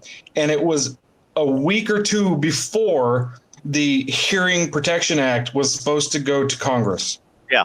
And was his suppressor actually, or I'm assuming 2, if it was 2 guns, were those legally, did he have the stamp? Yeah, he legally obtained them. Oh, okay. Because that is the first time I actually know of suppressor being used that was obtained legally. That is the only time a suppressor has ever been used in any mass shooting.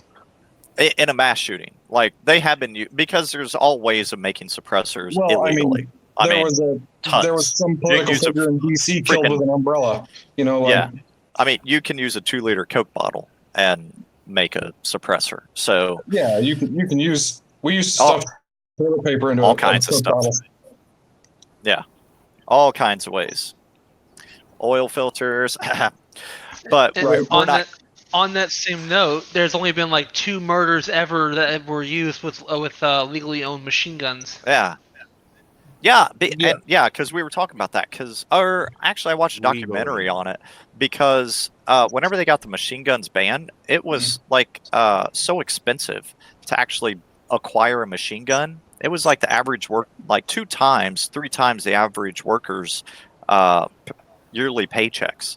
Yeah, the only people that had them were organized crime units. Yeah, you know, and even then, they hardly ever had them. It was going to be like the heads of the units of the crime, the actual crime bosses that had them. It wasn't even like the lowlings because they weren't going to spend that on somebody who may just go out one night and get shot. That was a big investment. Right. Well, you know what the funniest part about machine guns is? What we always said in Iraq, because the Iraqis, the AK is fully automatic if it's not. If you buy an AK-47, an actual one from outside of the United States, or, like in Iraq, they're fully automatic. Inside of the United States, they're not fully automatic. Neither is the M4 or the M16. None of those are fully automatic anywhere. The M4 or the M16, nowhere except for the A1s. Right? Yeah. And the A1s are already banned.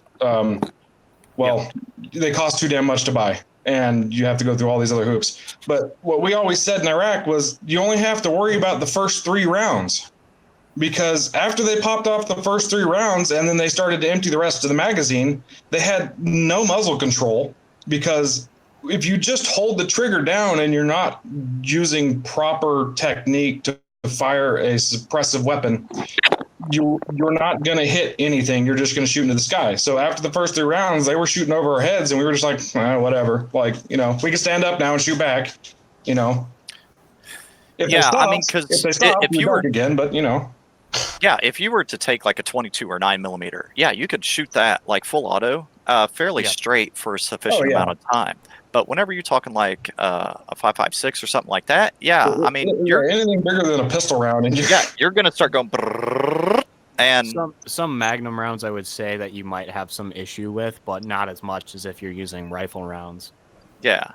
I mean, any standard rifle round, you are gonna have an issue. Like if you train enough to actually keep it on target, like you can do it then. But hardly anybody over. Burst. Yeah. You don't hold the trigger down. Yeah. Well, a lot of this also assuming too that you're actually using it from a rifle platform like a pistol caliber carbine or something similar. If you're actually firing, say, a machine pistol, you're even worse off than firing a rifle automatically. Yeah, you have no compensator or anything on a machine pistol usually. Yeah. Like if you've ever fired a Glock, that shit kicks back. Like it, and you can semi-auto it pretty well, but then think of like having a Glock 18 or G18 where it's like that full auto pistol. Yeah, you're not hitting anything. It's a $12 part to make a Glock 18 full auto. Yeah, it's the sear, right? Well, it's a little. Basically, the back of the slide. The back of the slide, there's a plate that slides in the back of the slide, and you slide that out, and you slide a new one in, and it's just a different catch. The sear basically is back there, and it's a $12 part. Of course, no American citizen can buy it because it was made after 1986. But it's a $12 part to make it a full auto. And on top of that, and all the CAD files are fully out there, so anybody who is super easy for anyone to make at all a full auto weapon. Yeah, and a lot of the stuff you can modify the existing and still be able to do it. I mean, you can modify an M16 or an M4 or AR-15 to fire from an open bolt and make that fucking full auto really easy. Well, there's also the coat hanger installation too for an AR-15, which I'm sure a lot of us have seen. So you basically take a metal coat hanger, bend it, and cut it a certain way, drop it in, and now it will actually automatically release your disconnector. Or you can do what I do, or you can do what I did, and go to the sheriff's deputy range with a bunch of sheriff deputies, fire your AR-15 a couple times, have the fucking trigger pin fall out, and have it go to full auto mode. And have to drop the mag real quick after 4 rounds fly out, and have everybody look at you and go, "What was that?" Malfunction. That's what that was. Oh yeah, that was the exact opposite of a stovepipe. Yeah. Yeah. Block 18 is a fully automatic Block 17, correct? Correct. That seems like that'd be awfully hard to control. It's the same exact pistol though. Like there's no difference between the two. Yeah, Well, except for, like one one part. small one. Yeah, itty bitty. Well, yeah, no, one itty, literally like one, an itty one bitty will part. go bang, bang, bang, bang. The other one goes. Brrr. But it's the exact same pistol. It's just that little one little $12 part. You know what I mean? Yep. But yeah, I was a little nervous because when the AR went full auto, because I had changed the actual hammer spring out to a lighter spring. Yeah. And it had allowed the trigger pin to wiggle its way out, so my sear wasn't catching. So it just kept fucking firing. And I was a little nervous that they were gonna flip out, but luckily all of them knew me and I knew most of them, and they were like, they came over and they looked and we saw what happened and they're like, holy shit, I've never seen that happen before. And I'm like, me either. Like, so I went and bought the actual bolt-in trigger and hammer pins and screwed it on. Now, did any of them have full auto? No, none of them had full auto. Most agencies don't have full auto. I mean, because I know a couple. One sheriff here in my local county has one full auto, and I know a couple state troopers who do. But I don't know if they actually carry those on the job. But I have gone out shooting with them, and they bring them along. So that might be their SWAT weapons. You know what I mean? Yeah, state troopers. I don't think they have SWAT, but it could have been their personals that they just have for fun. Yeah, it could have been personal. I mean, but they also might not have pensions anymore. Right. I'm in Ohio. Seriously, like, if you can afford to buy a fully automatic rifle and get the tax stamp and everything, that's like legit a fucking 401k investment. You know what I mean? Like, yeah, a pre-ban M16 is around $30,000 to $40,000 for a strip lower. No, that's holy shit! Is that how much they're up to now? For a strip lower. Oh, they've been that way for a while now. Yeah, that's for a stripped lower though. That's nothing in there. What if you? No, that's for a full. That's for a complete rifle. What are you looking at for a stripped pre-ban? Probably a little less. I mean, because it has to have the third pin hole drilled in the actual fire control group installed. Yeah, it needs to. And you have to have that before you actually acquire it, right? Well, it has to be on the NFRTR before the 86 so it's kind of a stupid process. You have to buy it first, then not receive it for several months while all your paperwork goes through. And then once all the paperwork goes through and everything gets approved and it goes through the ATF and you get your tax stamp and you pay your fees and you set up your trust and everything else, then you can finally get your weapon sent to you. So you basically hand somebody $30,000. They hold on to your weapon for freaking 4 to 6 months while the ATF takes their sweet freaking time doing shit. And then hopefully you get it when everything's done and you don't get fucked over. What I mean, I understand you still have to go through the ATF and everything, but what does a person-to-person transfer look like? For a fully same auto? process. Same Same process. Yeah. Mm-hmm. Interesting. Huh. It's a Form 4. Yeah. Same with everything else. Yeah. You can't do a person-to-person transfer without going through this process. I mean, you don't have to go through. You shouldn't have to go through an FFL dealer. I mean, it is probably safer for you as the person selling it to do that, but I don't think you have to. I think you just have to. Oh, it's worse to go through. It's worse to go through an FFL because they have to form for it to the FFL, and then they have to form for it back to you. Yeah.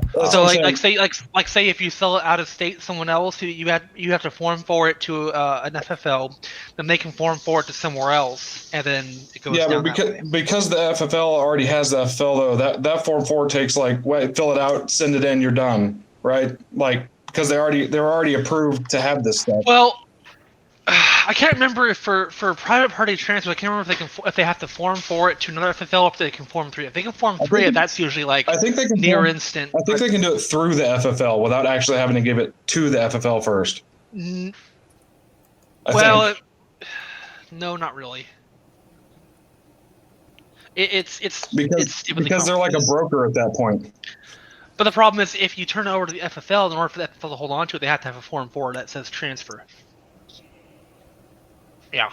You could probably just add the FFL to your trust. Yeah, but that's kind of dangerous. Yeah, I know. And just real quick over on YouTube land, Jason, you said you can always just bump fire. That, I mean, comparatively blows. It's like, I mean, it's not even as good as a bump stock, and bump stocks for me are gimmicky. Like, You know, you can legally build a Gatling gun as long as you have to hand crank it, right? yeah, which is awesome. You can buy one. You can buy one pre-made. There's a couple companies that make them. Yeah. I'm As long as planning you on have to mounting hand like crank it. 3 or 4 up on my roof. Right. For when the zombie apocalypse comes. Exactly. Or when the Beto apocalypse comes. Exactly. Yes. My You gosh. can't come for my guns. I'm coming for your AR-15 while you're getting the Gatling gun. I'm coming for your AKs and your ARs. Really? Yeah, that's fine. Hey, kid, get on the roof. Yeah.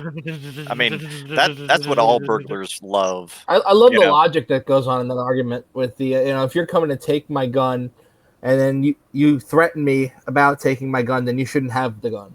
It's like, what? Wait, something's lost there. I'm coming to steal your shit, but if you threaten me for stealing your shit, then you shouldn't have your shit. What? Yeah, Exactly.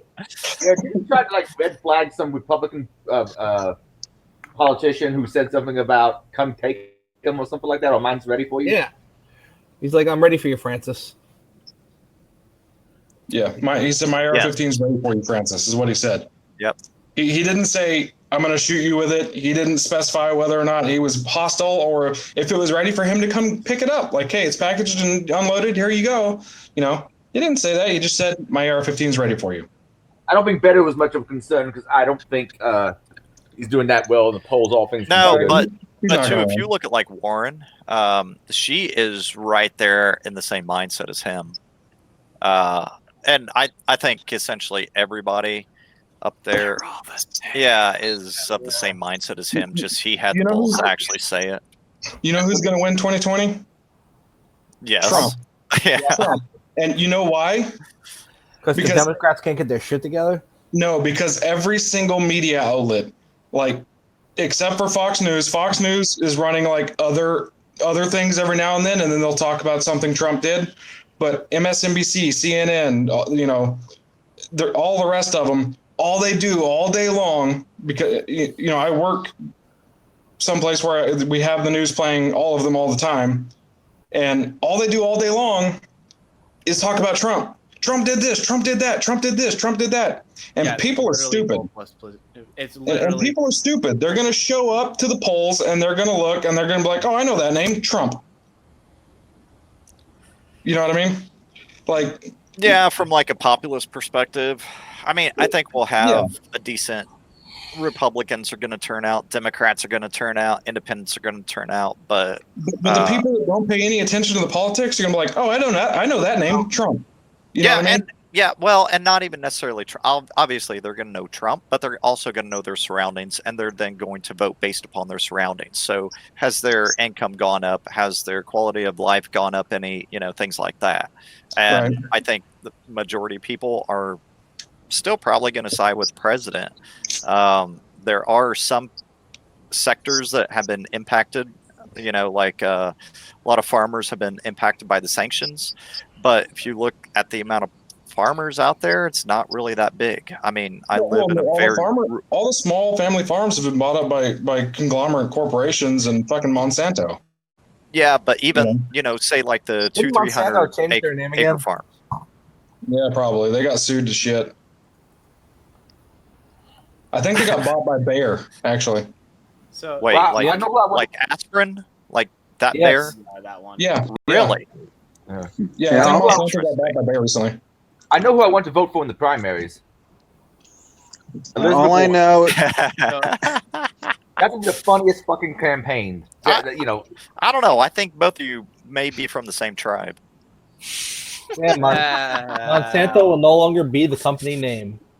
Bayer has decided to absorb them into them and make them a subsidiary.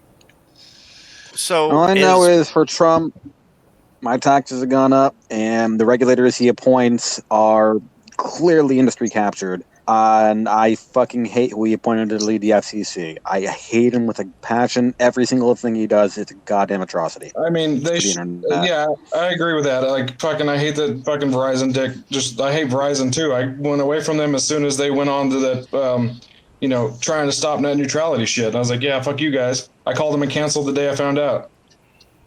And the funny part is, though, Verizon's talking about how, like, oh, we're just trying to, watch out for our customers and, take care of our, our people. And I call them and I'm paying like $100 and something a month. I'm grandfathered into full, to unlimited data. And they keep trying to get me to switch to this, to a limited data plan because it's a little cheaper, like $80 a month. But when I call to cancel, they're like, oh, we'll give you unlimited everything for $30 a month. And I'm like, yeah, no, fuck you guys. You should have called and told me that fucking 2 years ago. Like, I'm out. Take care of your customers. There's also the whole thing where some time ago it was found out mobile ISPs were selling your location information to bounty hunters and institutional investors and any random crook and criminal who was able to social engineer or hack into a website, which is apparently a lot, hack into relevant websites. And the FCC has refused any investigation into it. They're the organization to investigate, and they've refused. Well, because the statute of limitations you signed the end user agreement. Knowing consent is a very there is a lot of talk. There is a lot of I agree. I completely agree. There are legal questions, and the FCC is the regulatory authority to look into them. The statute of limitations on the existing infractions will expire before the end of Trump's term. I believe it's 1 year after it became public notice. Something along those 1 or 2 years, something along those lines. So, yeah, the current FCC with Ajit Pai, the person Trump appointed, all those privacy violations, all the big ISPs are going to get away with it. I'm livid at this. I am fucking livid at this. So, you know what I found out last night that I found extremely interesting? California has a statute of limitations on murder. What? Yep. Interesting. It's like how many years? 6. Whoa! Now, if Hillary and Bill, let's hope Hillary and Bill do not hear this podcast, because if they do, they're going to be zipping tail straight to California tomorrow. If you flee the state of California after committing murder and don't come back, and as long as the FBI doesn't get involved, because the FBI, or another state that works with California could extradite you if they wanted to, right?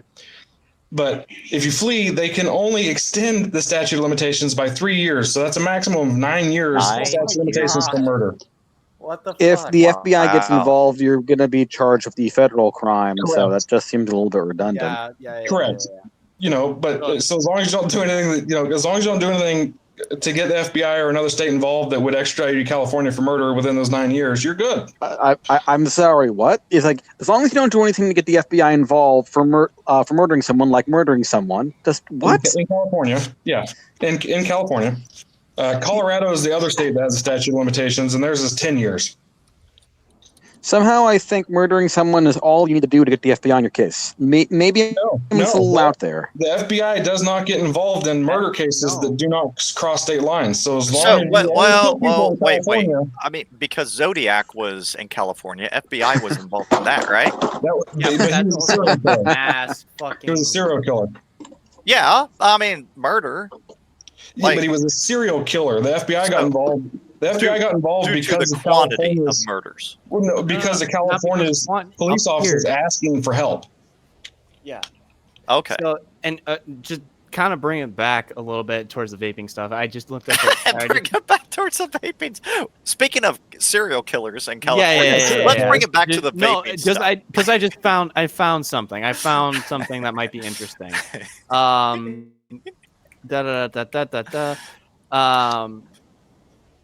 Oh my gosh, the New York government, in terms of the New York ban, they had an emergency executive action to place a ban on the sale of flavored e-cigarettes. The move will advance legislation that aims to eliminate deceptive marketing practices of e-cigarettes to underage users and raises the purchasing age of e-cigarettes from 18 to 21 years old, which I've already mentioned. Also, Alex Azar, Health and Human Services Secretary of the White House, said the FDA will plan the removal of e-cigarette flavors with the exception of tobacco flavor, which can still be sold. According to the secretary, manufacturers of flavored vaping products will be able to file for FDA approval, but remain off the market until approved. So it might be a while, but even then, like most of these guys, they're gonna be like mostly like the people that are manufacturing this stuff. They're gonna be back. Like they're gonna Yes, because of the compounds that are in them. Like popcorn lung, that was a preservative that got taken off. Yes, that was in it. That got taken off the market. And literally, it's two freaking things. But that's the annoying part. Is the CDC was the one who came out and said, just kind of hold off for now until we investigate this. We have one government agency saying, not stop, don't regulate, nothing like that. Just slow down on the vaping, make sure you know where it's coming from, blah, blah, blah, while we investigate the deaths. While we have all these others saying, okay, let's go full force. We're going to ban every piece of shit out there. It's like... Yeah, and you're also not like they're completely stepping over the fact that it's fucking THC vape that got this, which is not all, market. and that's why I think they are the one that stoked this fire. Yes, the kid was vaping THC from a black market, but not all have been, at least claimed, and that's why they're doing that investigation. Even though I think, it's most likely, they were still getting illegal vape, getting THC infused stuff. Yeah. Even if they didn't claim they did, or the family or whoever didn't claim they did, but, family's not going to do anything. No, I mean, the families aren't going to say, to jail. Yeah. Well, especially for the ones where the kids pass away. I mean, all you're going to have is either, the actual vape, the juice, or the word of the family. And so I'm kind of figuring that the ones that said, nah, my kid wasn't vaping THC is because they thought their kid wasn't vaping THC, or they just don't want, kind of that mar over the head of the family. Yeah, it's definitely, and sorry that I'm getting all up in arms about this, but it's definitely reactionary politics, and we don't need to get worried. I don't think it's gonna go anywhere. Yeah, it is so reactionary. In my opinion, it's not gonna go anywhere. If it does happen, people are gonna be like, "Screw you guys, let's go." I'm just gonna make my own stuff. You can literally go out to stores and buy this stuff. You can go to Amazon and buy this stuff. But if you buy the shit on Amazon, it bypasses so much of the. Wait, are you buying just the flavor without any nicotine? No, so you can actually buy you buy chemical grade vegetable glycerin, propylene glycol, food grade flavorings, and there's specific flavors that are better to use, like specific manufacturers that you should look for. You have to look that up. And then you buy nicotine, and the nicotine is sold on Amazon as a chemistry set thing. It's just liquid nicotine that is suspended in propylene glycol. Yeah. And here's the other thing too. In the Netherlands, like I brought up before, they would just give you the nicotine mix that you would just throw in. And there was a little space left from the manufacturers for you to put in whatever nicotine you wanted. Or pour it in a bigger bottle. That was the other thing too. You're going to see the exact same thing. It doesn't have nicotine in it. Here's your nicotine bottle. Go make your stuff. Yeah. Literally, it's you drop the thing in, and you shake it, you're good. Yeah. And honestly, I'm going to be more suspect of that than what I currently get.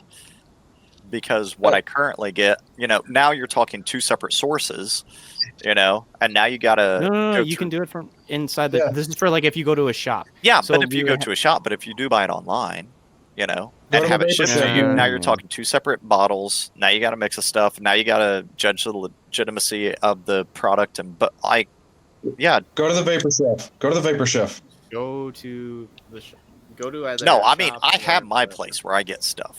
And I am one of those weird people. I don't like crazy flavors. I don't like bubble gum, all that cotton candy, all that weird crap. I've vaped the same thing for the last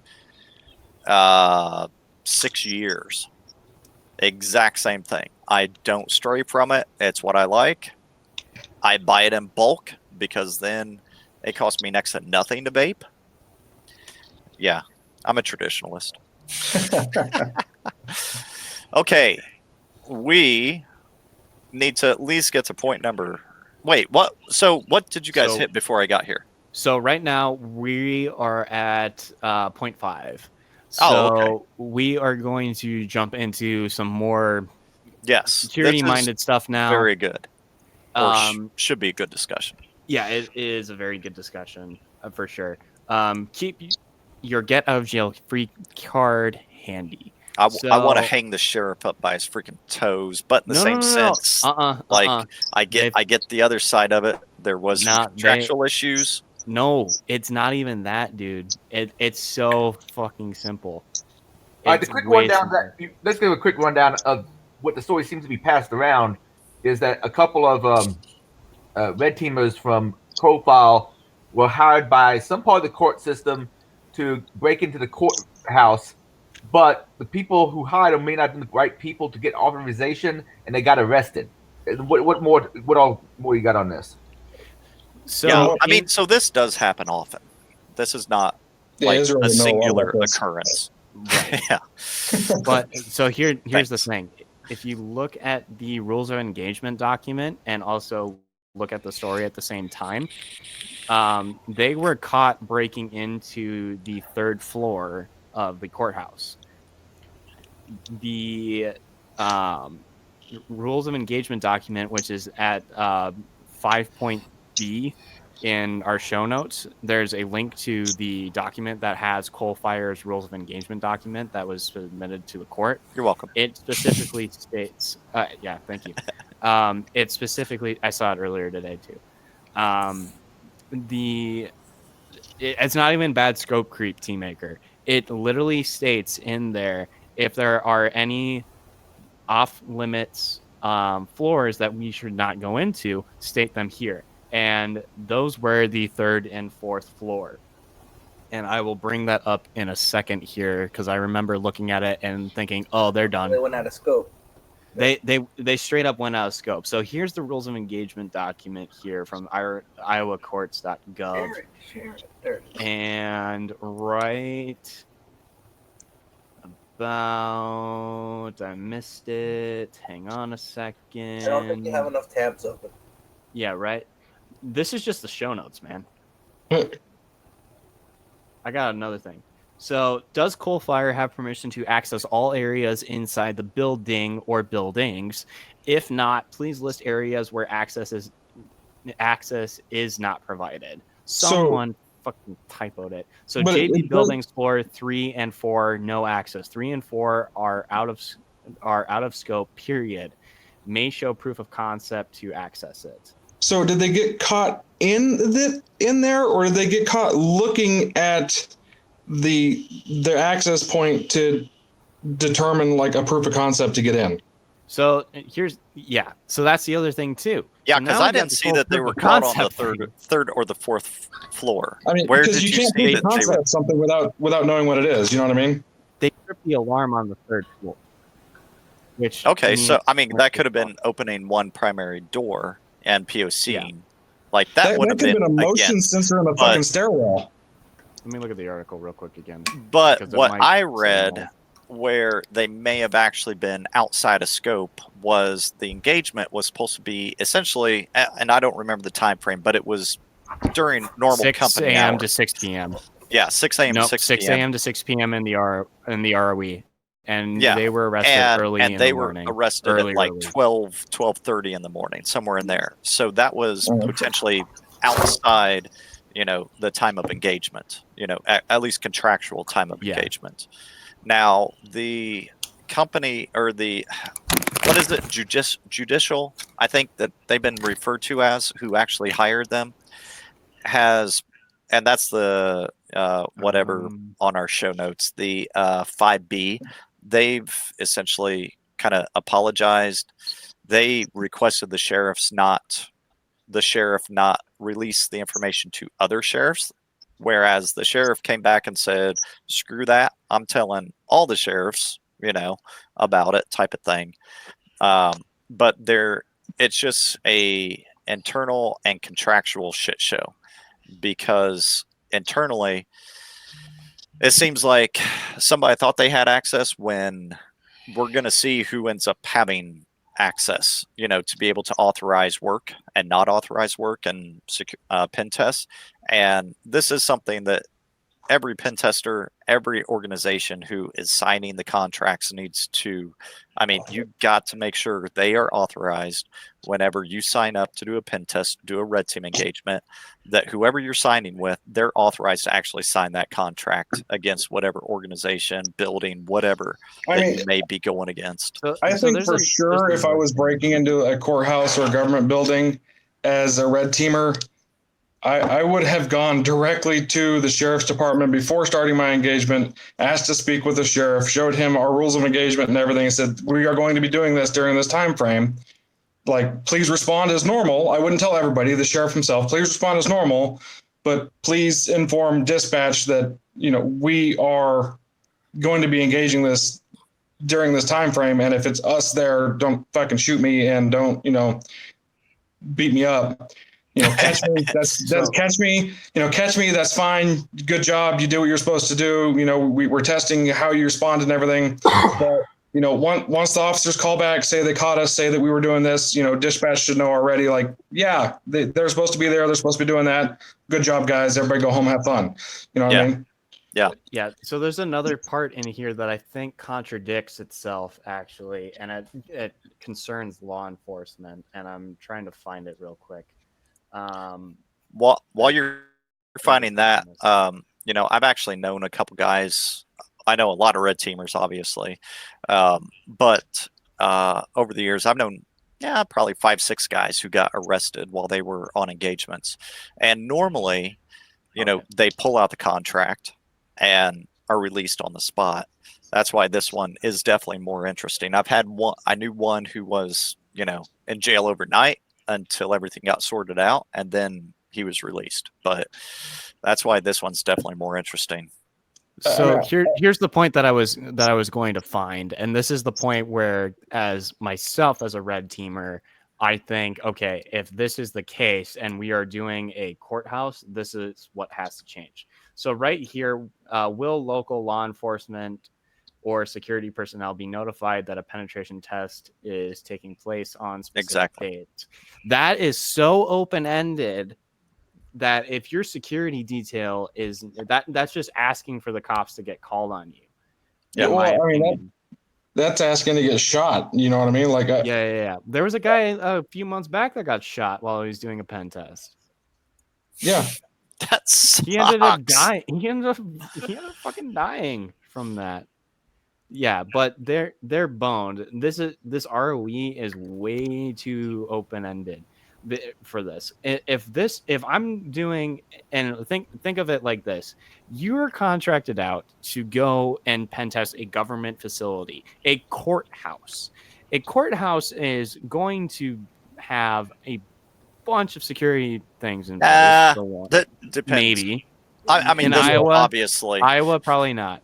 Yeah, but this one, but there's a lot. The sheriff's department and the police departments are going to be more vigorous about protecting it. More Barney Five-ish. Yeah, they're bored out of their fucking minds. So here's the other thing with that too. I would have said, okay, if local law enforcement's not going to get involved, I'm testing a government facility where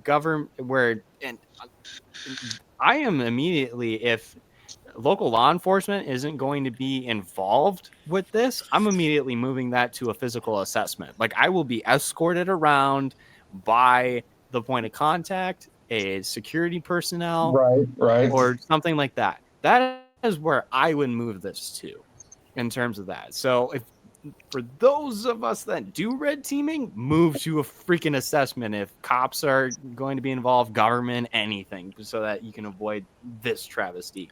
But these guys are effing screwed. I think I there's still think going to be enough. I think they're going to get out of it because they'll probably get out of it, but they probably won't work for Coal Fire anymore because they went out of scope. But well, we don't know what they did to trigger the alarm. Is there a fifth floor? Were they walking to the fifth floor and triggered a motion sensor in the stairwell? So here's the other thing: they went outside of testing hours. Those outside, the testing hours was the biggie. You're done. Yeah. You're done. So that immediately is you're authorized to test between. We also don't know though if they've got verbal and or text, email saying, hey, we really can't do this during hours properly. Can we extend to this time frame? Yeah, and that might come up. That is definitely a consideration. Was there an amendment, a change order that took place? Well, actually, I think I read there was no change orders in regard to time frames. Let me look at the service order here real quick. Yeah, or service order, whatever the terminology is with this one.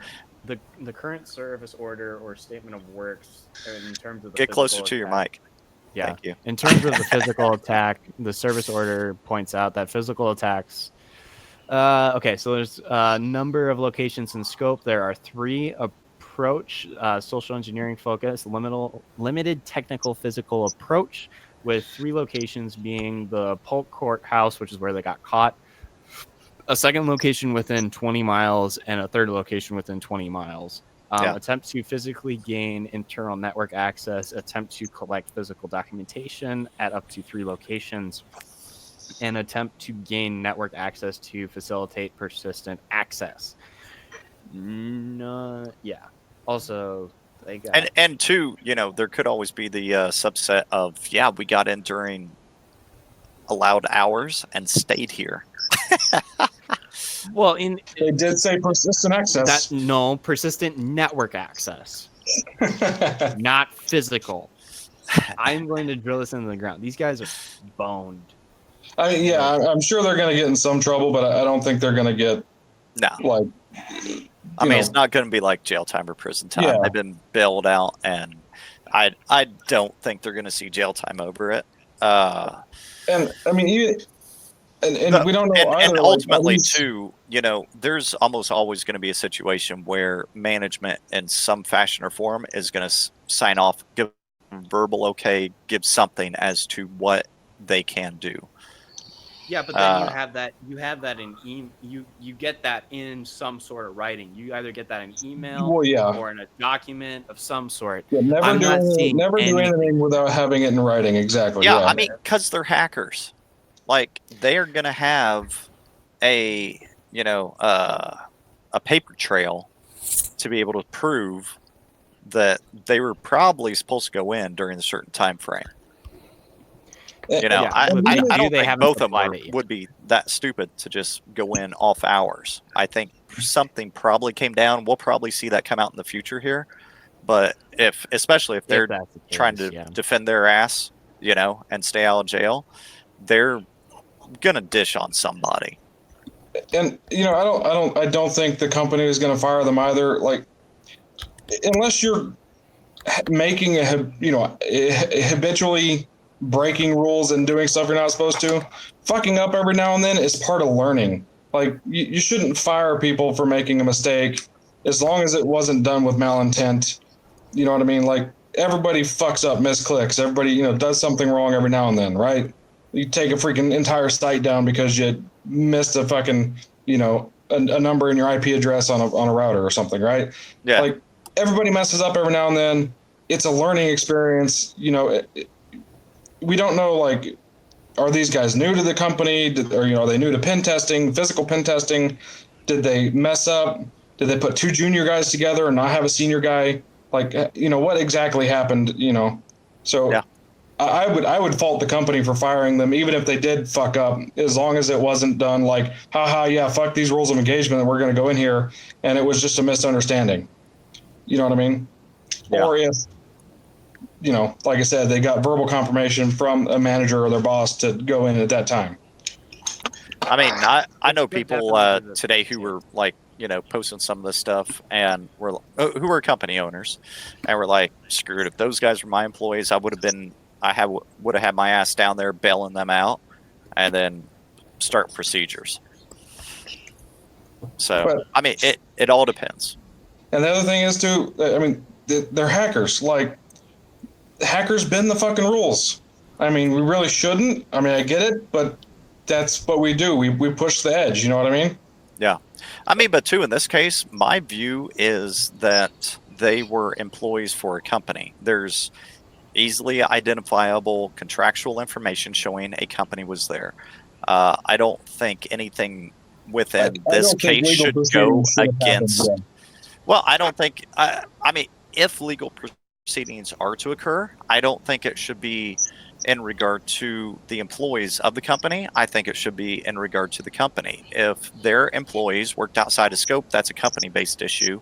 Yeah. You know, I mean, it's an employee issue, but it's ultimately a company-based issue. Yeah, So, I agree. Yeah. But yeah, like I said, they shouldn't have spent the night in jail or even a minute in jail. They shouldn't have really been arrested. What should have happened was they presented the documents, asked to leave and stop the engagement, and then they should have contacted the point of contact on their documents and raised the issue that way. And it should have went through the company, and everything should have happened, in that manner, and not so much cops just trying to be dicks and arrest people for trying to do their job. yeah. Good old Barney, 5 foot up. Man, Right. I should start watching, what was that show Andy called? Griffith? The Andy Griffith Andy Show. Griffith Show, Yeah. yeah. Yeah, I And should here's watch that. here's the other thing too. The guy, and this is something that I kind of can stress a little bit here. This was not this ROE or Rules of Engagement document was not written by the pen testers. This was not prepared by the pen testers. This was prepared by the project manager. So there could Who be some was sort of employed by the coal fire. So it was By the project company? manager of Coal Fire. So it was still Project- Coal Fire there. Still coal fire, but there may have been some miscommunication. That's what I'm saying. But the pen putting- testers even have this document with them, because that's what everyone keeps Yes, saying. yes. People get in Should. jail. Yes. They should. Yes. But did they had it with them? Oh my god! I If mean, that's the case, I'm hoping yes, because I'm I'm hoping pretty they sure did. I read that they took it out and the sheriff still arrested them even after looking through the documentation. Because anybody Yeah, I've that ever is known correct, who was yes, doing okay. physical pen tests always had that contract on hand just in case that's what I'm law saying. enforcement was to show up. Was it a fuck up on that project manager's end? Did he not properly? And did the guys go ahead and do it anyways?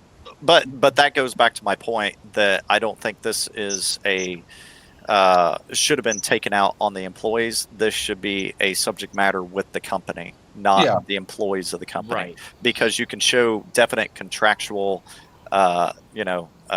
whatever. Are they still in jail or did they get out? On No, bail? they got bailed bailed. out. Yeah. I mean, Speaking of bailing, I'm gonna have to bail here in a few minutes. Why is that? You're not Toilet allowed. just longing for your love? No, I gotta. I mean, Taco Tuesday was yesterday. You've been holding it that long? Right. Nah, I got a short meeting I gotta go attend to. But I mean, should only take a few minutes. Gotta drop my kids off. I don't know Make how sure you guys you handle have us it. on mute yourself. Yeah. Just make sure you mute that during that very short meeting. No, those meetings last way longer. Oh, That's yeah. not Try what to I make heard. up for it now. Yeah. So I guess one of the lessons to pull out of all this is really look at your statement of work. Yep. Yeah. Yes. And if you are the employee, if you are the pen tester, you're doing the physical assessment, make sure you know that statement of work. Make sure you know what it states, hours of operation that you're allowed to work within, means to access, everything. Like, I mean, it may seem like a lot of legal mumbo jumbo, but it's going to protect your ass too. And if you are doing physical assessments, make sure you have that contract with you. And wear a vest. Wear a vest. Dude, Yeah, I'd be hesitant. Like, any place where very it's gonna nice. have armed guards, I'd be kind of hesitant to do much of a physical penetration test. So if there's armed guards on present, and I state this at like kickoff, like before we even give them our rules of engagement document, I ask that question if we have a physical coming up. It's like, okay, do you have armed guards on premises? And if they say no, then we're good. I can proceed. If they say yes, all right, we need to move this back down to an assessment, and I need an escort through the place. Most likely by one of those armed individuals, and they need to be briefed on what we're doing. Because if that doesn't, if that's the case, then I'm not doing it. If there's armed guards, you just go up to the first one you see, have a conversation, give them $200-300, and then have them escort you through straight to the server room and at gunpoint, go. not to the server room, but to the freaking police station. I mean, at that point, you should treat it as like an actual exercise, and just have the guards there and everything in place, and like, okay, you got 12 hours, go, kind of like a CTF type deal. I mean, the guards are going to be a little bit more heightened than normal, of course, but at least you don't have to worry about getting shot. I thought you had business take care of in the other room. No, I'm playing. It's a work meeting I got to go attend to for a little bit. Yes, we get it. Work. We understand necessities. Yes. All right. Open private tab. Yes. Always make sure that you mute.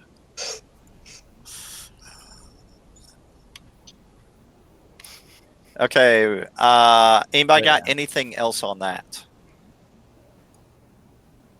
Nope. Not for Wait. me.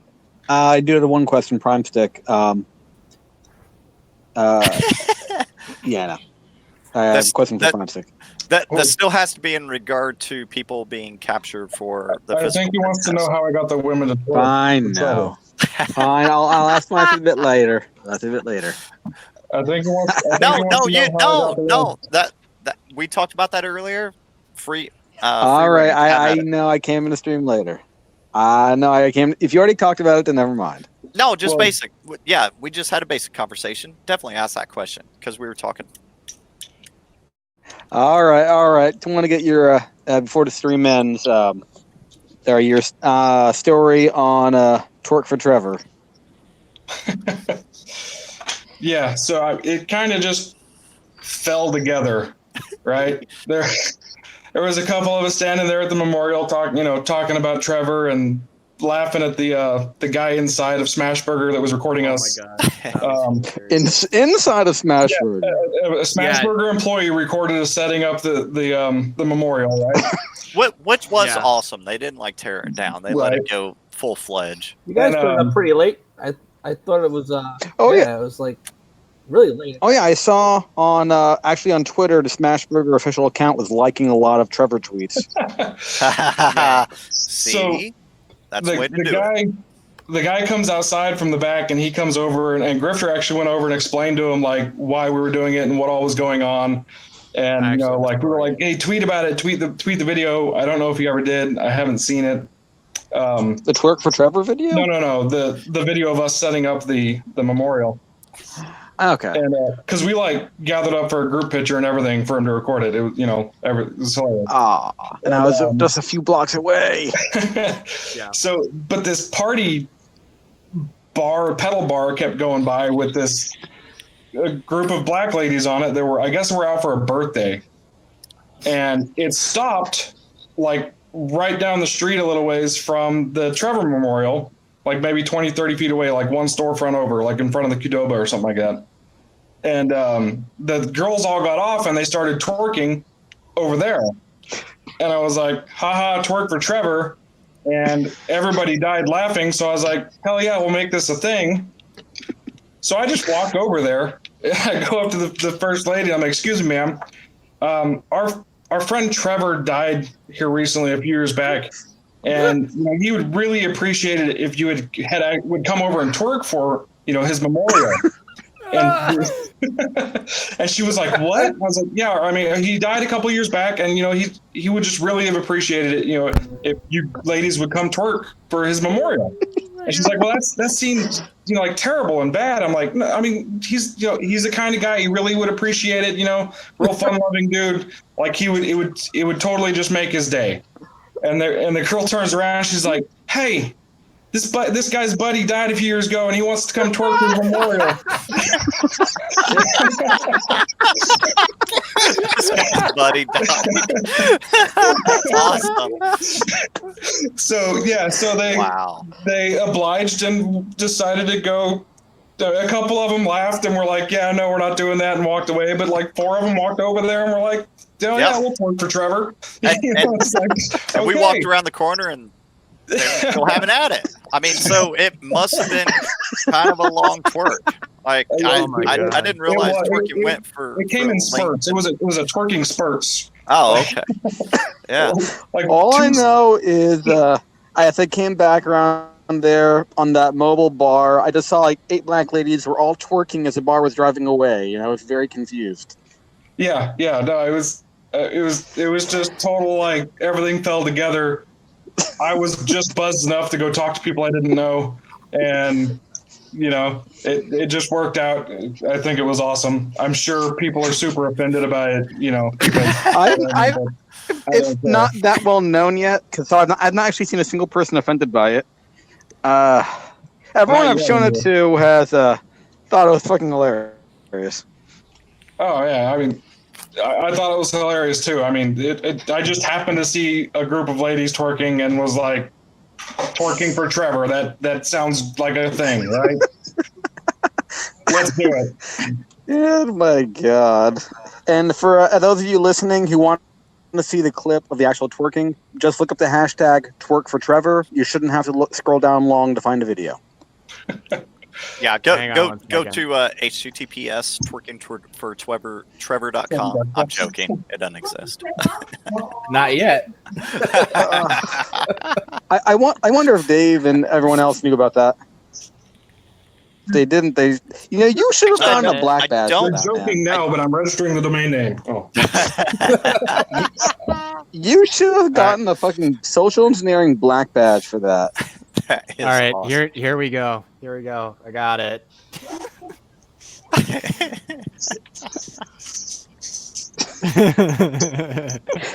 And they didn't question. They never questioned the cockroach shirts. They never questioned the cockroach shirt.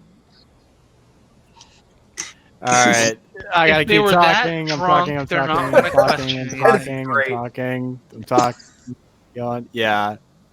Could have just said, Trevor's handle was the roach. So, hackers, we all have our handles. The roach. Stick, you're welcome. on the comments. And Buster Rhymes was like his BFF, right? Yeah. Yeah. Yeah, that was good stuff. Man. Oh my god. I'm getting fun. Derby. So I have a fun story about the employee that ended up recording us setting that up.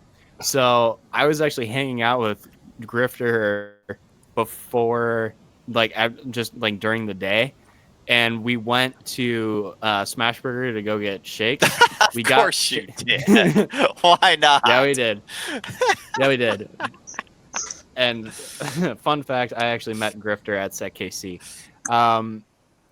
So Grifter and a bunch of us KC guys were just sitting there, and this guy, we actually offered the guy that ended up recording us when he took our order like $88 to quit his job right now because the shake machine was broken. So we're sitting there trying to get him to quit his job on the spot. So you all and just took all your cash out. And $88 is what everybody came up with. Yeah, you don't carry cash. You're right. So where did 88 come from? Back to the future. Grifter, 11 people had $8. No, there was 4 of us. There was 4 of us. Grifter had. So y'all had $22? 40. No, Grifter had 40, and then Servo had But it was accumulation of the cash that you guys all had on hand. Yeah, so between 4 of us, we all had $88 on us. Okay. I think I had a 20, and I was like, I'm not part of this at all. It's I don't know these people. But the dude was not having it. And then later, when we were all setting it up, we went to. Caprico's over here. Like, yeah, I'm a hacker Jesus. T-pose. We went back when everything was getting set up. The dude actually recorded us, and that's when that's where like my story and Stick's story kind of intermingle. But that dude was having like the worst day ever. The whole Trevor thing fucking made his day. Like, nice. He was laughing his ass off. Yeah, that's awesome.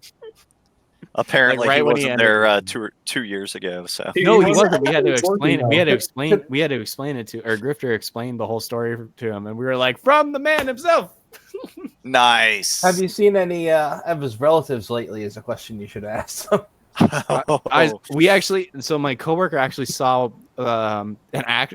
We were walking from oh my gosh, not Dive, the patio bar that's at the Hyatt. Yeah. We were walking from there back to the Marriott just outside, and he went to go pick one up because he thought it was one of those the rubber ones. And he went down to go pick it up. He's like, oh yeah, oh, that's not it. That's not fake. That's real. That is real Roche. Yeah, because those were readily being deployed out. Mm-hmm. I still got mine. The fake ones, not the real ones. Yeah, we were not deploying real ones. Have you? There was a trend in the. Except for I think it was like the early 2000s. There was a trend where it was like a fashion trend. They were like bedazzling or bejeweling the hissing cockroaches. Oh, I did see that. And then wearing them with like leashes. Yeah, I think we should bring that back for Trevor. No, that's weird. Yeah, I don't know if you ever held a cockroach, like had them crawl in your hand. It's one of the creepiest feelings ever. Yeah, it's weird. Yeah. I think I'd pass on that one. Let's let that one die out with Derby. Yeah. Okay. DerbyCon, we'll miss you. Who wants to start off the discussion on Stallman? All right. Well, oh my God! What the hell was he thinking? Yeah. Well, apparently Stallman started off badly this time around. He was talking about the Epstein case, and a person, was it somebody Minsky? Marvin Minsky, is that who it was he was talking about? And how it wasn't gay. Was sort of consensual between him and an underage woman who was one of Epstein's prostitutes, or the ones he was sex trafficking. And then older stuff that came out that he'd said, like, well, this is a newer statement, but he's saying what he said in the past. Many years ago, I posted that I could not see anything wrong with sex between an adult and a child if the child accepted it. And he's changed his mind supposedly since then. Though personal conversation in recent years, I've learned to understand how sex with a child can harm her psychologically. This changed my mind about the matter. I think adults should not do that. But there's other statements he's made in the past that have been creepy and kind of weird.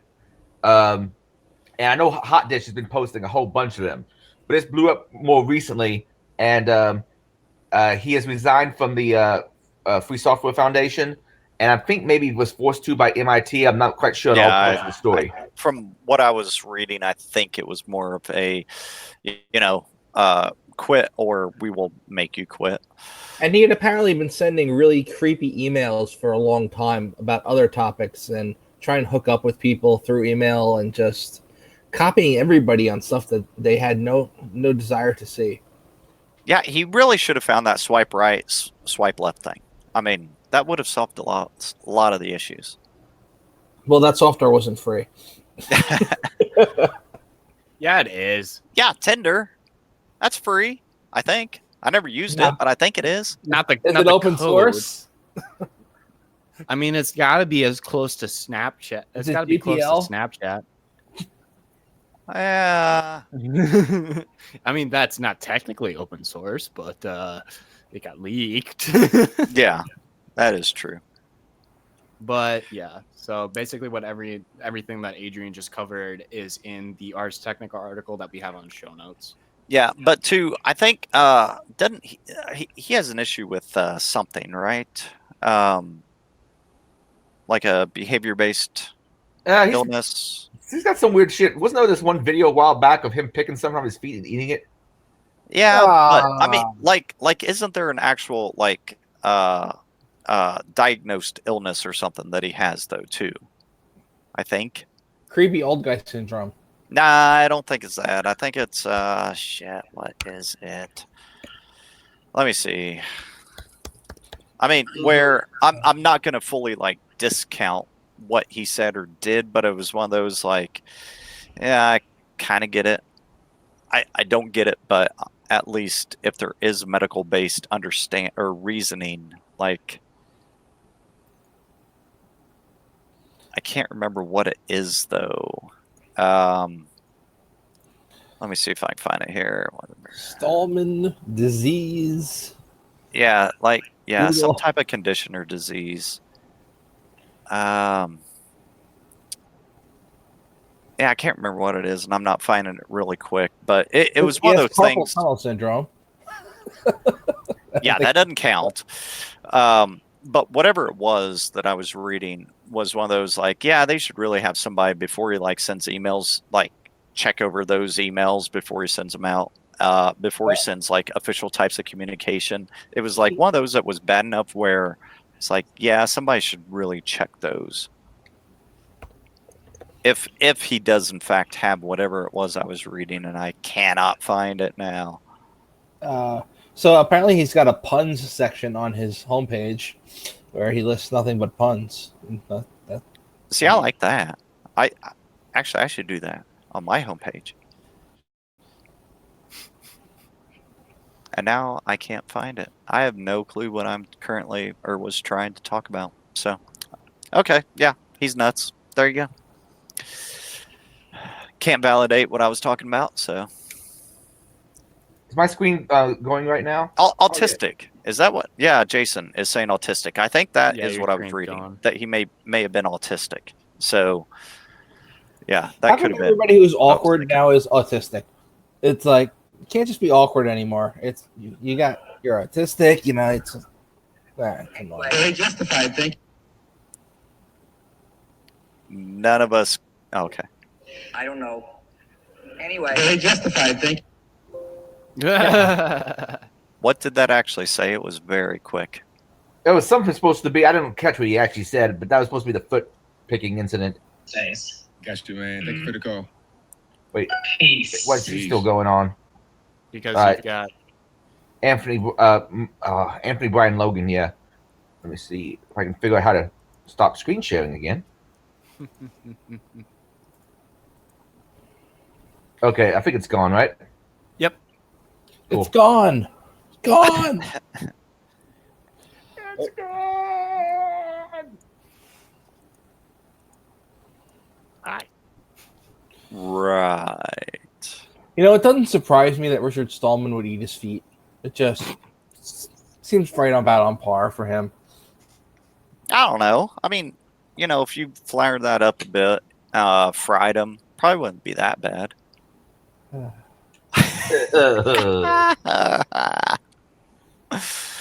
I mean, anything and does that floured count and as fried cannibal? can taste good. Does that count as cannibalism or auto Is this something like term like auto cannibalism? Yeah, it's Yeah. auto cannibalism.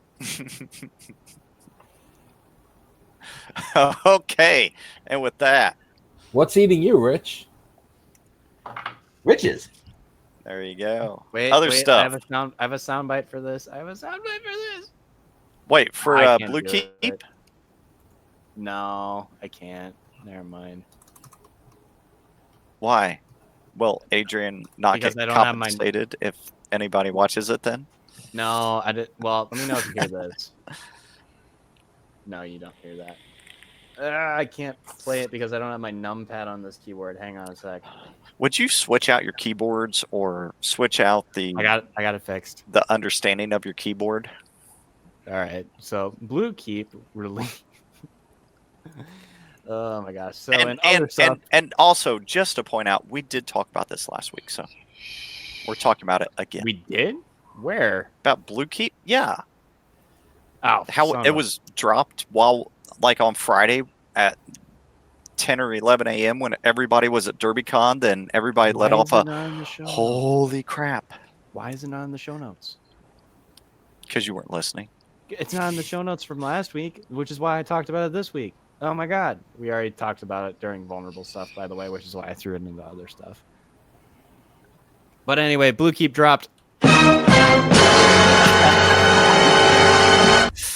And that's my one per week. Vulnerable stuff. We talked about it during vulnerable stuff, and I threw it into other stuff after the fact. Because it wasn't last week. No, right? This week. No, I mean, because we talked about it last week. Yeah, okay. I wasn't on last week. And when I asked everyone if we talked about it last week, no one said anything. So I was like, okay, cool. We're talking about it. You bastards betrayed me. But yeah, Blue Keep did drop, what now? 12 days? No, last week. About 11, 12 days ago. Yeah. About 2 weeks ago, yeah. As a Did someone just die on me? Oh, yeah. Yeah, that was me. I'm sorry. I try not to die. But Blue Keep did drop into Metasploit. It is fully... Okay, I'm no longer getting people's audio. Can you hear me now? No. Okay, good. But yeah, Blue Keep is available as a Metasploit module, easily obtainable and functional, and very few defenses out there currently against it. How come it hasn't been weaponized into a botnet yet? However, here's the thing that comes with this. It is only built to work with Windows 7 and Windows 2008. And as I mentioned before earlier in the podcast, that means if you do throw this at any non-Windows 7 or non-Windows Server 2008, you are going to crash the box. Yeah, which is another discussion that was going around DerbyCon, which was funny because obviously a lot of pen testers there and talk about, oh, this would be fun. Oh, shit. Oh, yeah, we could blue screen like a whole environment. Okay, we'll have to be very careful about it. Let's not and say we didn't, for the love of God. Yeah. Stay away from it. There are other RCEs that have come out now because Blue Keep dropped. But yeah, it's a little. But too, for those who are using it in a malicious way, they may not care. So that's why it's going to be good once we have better defenses against it to get those in place. Just because malware that starts to incorporate it in the upcoming months, and or threat actors, they may not care if they blue screen stuff. Some people don't care about being silent. Some people just want to be reckless, get in, do whatever they want to do, and get out. But the quieter you are, the more you can hear.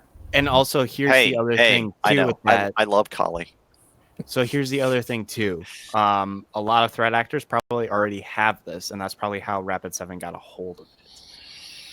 Agreed. It's probably from some sort of threat hunting. There was a proof of concept out there that would. There's a proof of concept, and somebody wrote up a tutorial on how to turn that proof of concept into remote code execution.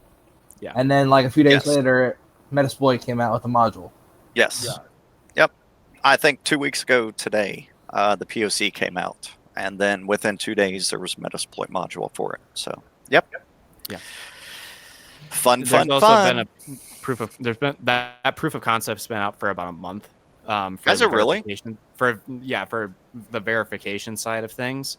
So if you wanted to validate that the vulnerability actually exists to put in your reports, that's already there. That module was already in Metasploit. That was already on. But how many places were probably like, yeah, we're not going to patch it till there's actual RCE out, though? Yeah, I mean, it's still fuck the companies because they didn't fucking patch stuff, because obviously it's a fucking huge vulnerability. Yeah. Now, which versions of Windows does it actually blue screen? No, I'm Windows 7 and 2008 R2. No, I'm talking even like earlier. So does it affect earlier versions? All till XP.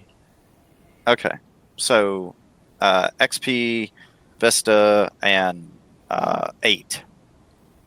Yep. XP, Okay. Vista, 8, and 10. Yeah, and 10.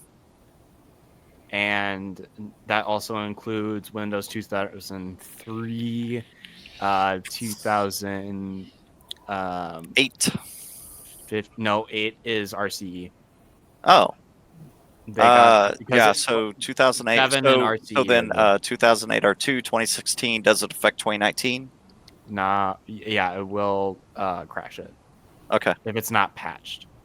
Yeah. But 2012 goes in there too. And yeah.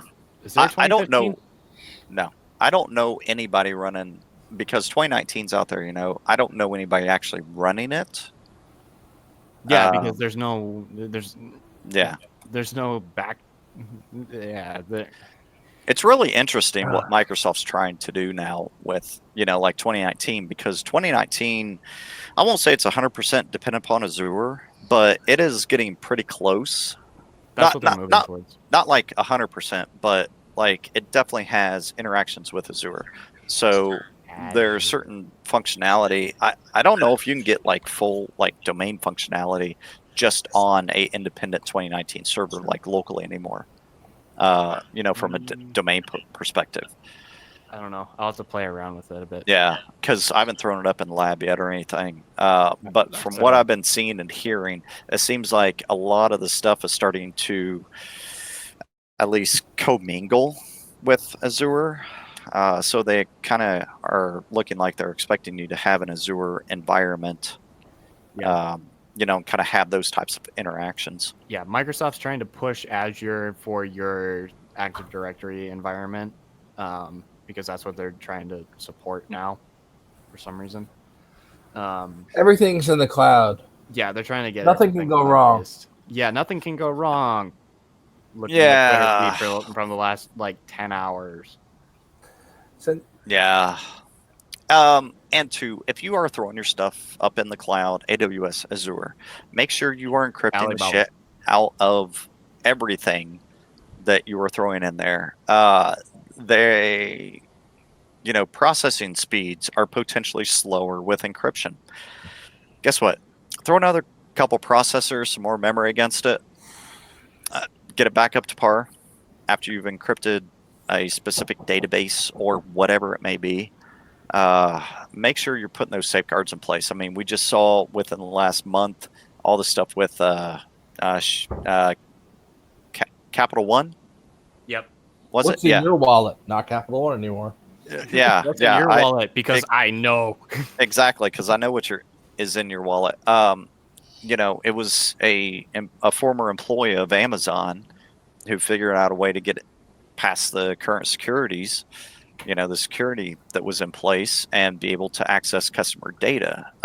If that database would have been encrypted, that wouldn't have been the case.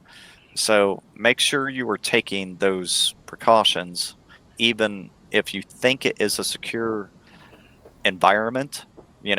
It's made all the compliance checklists. Like, actually take it past that to being secure. Yep, for sure. Yeah. Was that another case of an exposed S3 bucket, or was that something else? No, that one wasn't exposed. That was a firewall misconfiguration. Yeah, that was a socket that they were able to start putting traffic through. Yeah. Because everyone thinks once it's in the cloud, it's not my problem. It's like, it's kind of your problem. It's kind of your problem. With a lot of health-based stuff, what do they call those? Medical patient data, ER. EMR. It's EMR or EHR. Yeah, EMR. Electronic health record or electronic medical records. Yeah. So a lot of the EMR systems, now are cloud-based, which is good for the hospital, the lab, the physician, the solo practitioner. I mean, it's really good because you don't have to care as much about the HIPAA side, because you are offloading that to them. Insurance will take care of you if something does occur. Yeah, not entirely. I mean, vast majority of the time. But it depends on the application. The application also needs to be there as well in terms of HIPAA compliance. Exactly. Yeah. The EMR platform has to be fully HIPAA compliant, all that fun stuff. So that takes a lot of the weight off of the individual. But so from all of it goes off. Yeah. Because you still have reputation, brand image, all that stuff that can still be affected, even though you were with a resource that you thought would never be hacked. If they are hacked, that can still come back and reflect negatively upon you as an organization or a company or a physician or whatever, And it's not just medical side, it's all sides. So definitely validate, find out what type of security whoever you're working with is implementing. Check those. If they can't give you kind of like a good level understanding of their security that they're implementing, that you're going to be putting your data into, look at somebody else. And also, if you're interested in getting into cloud security, look up your local CSA chapter or Cloud Security Alliance chapter. And if you're if you're in my state, the one that just started up is meeting next week on Tuesday. Yeah, and Teammaker for every Tuesday. And Teammaker said, unless you physically own the box, that isn't your box, it's untrusted. And essentially, the perspective that I take, or the stance that I take, is take everything, no matter what, with zero trust. So your domain controllers, your Exchange servers, your file servers, your SQL servers, your whatever servers, take from a zero trust perspective and take your security from there. You will actually start to fully secure your environment, YouTube is not set in stream yet. Streaming is on. Let's see. And we're back. Maybe. I'm watching the YouTube feed to see if it comes back. Right now it's just a circle. Yeah, we're back. Around and around. And hot damn, we are back. We got 16 people watching now, and we get more viewers coming on whenever we're actually not streaming. That's it. We don't have a whole lot more to say. Let's go ahead. It's over. Let's watch now. Yeah, that's kind of sad. Looks like about 2 hours and 50 minutes is about how long. That way I can fast forward. I started earlier. The parts where Israel's talking. It may be a 3 hour, 3 hour limit. Oh, that could. I thought used to we were getting cut off at 2 hours. Maybe they expanded that out. I started streaming from Jitsi first. I didn't hit start streaming on YouTube till later, so it would be about the 3 hour mark, I think. Yeah, we got to figure out a way to fix that. But we will figure out a way to fix that. But we have gone through all of the show notes for this week, so we're going to wrap this up unless anyone else has anything super pertinent to say before we end the show. Super pertinent things. Oh my God, there are so many super pertinent things to talk about. We're going to come and take your AKs, your ARs. I'm going to take your suppressed jewel out of your mouth. My suppressed jewel. Yeah. By the way, thanks to Dark Owl for that in chat. That is the most amazing thing that I have ever heard. Yeah, that was hilarious. I'll run in with that. I'm handing it back over to Adrian. Take us away. All right, everybody. Thanks for joining us. All right. Well, I guess that's it. Thank you for watching the Irongeek podcast. Hopefully, I can catch some of you at B-Side St. Louis this weekend. Anyway, talk to y'all later. You have a good night. Bye. Good night, everybody. Bye. Bye.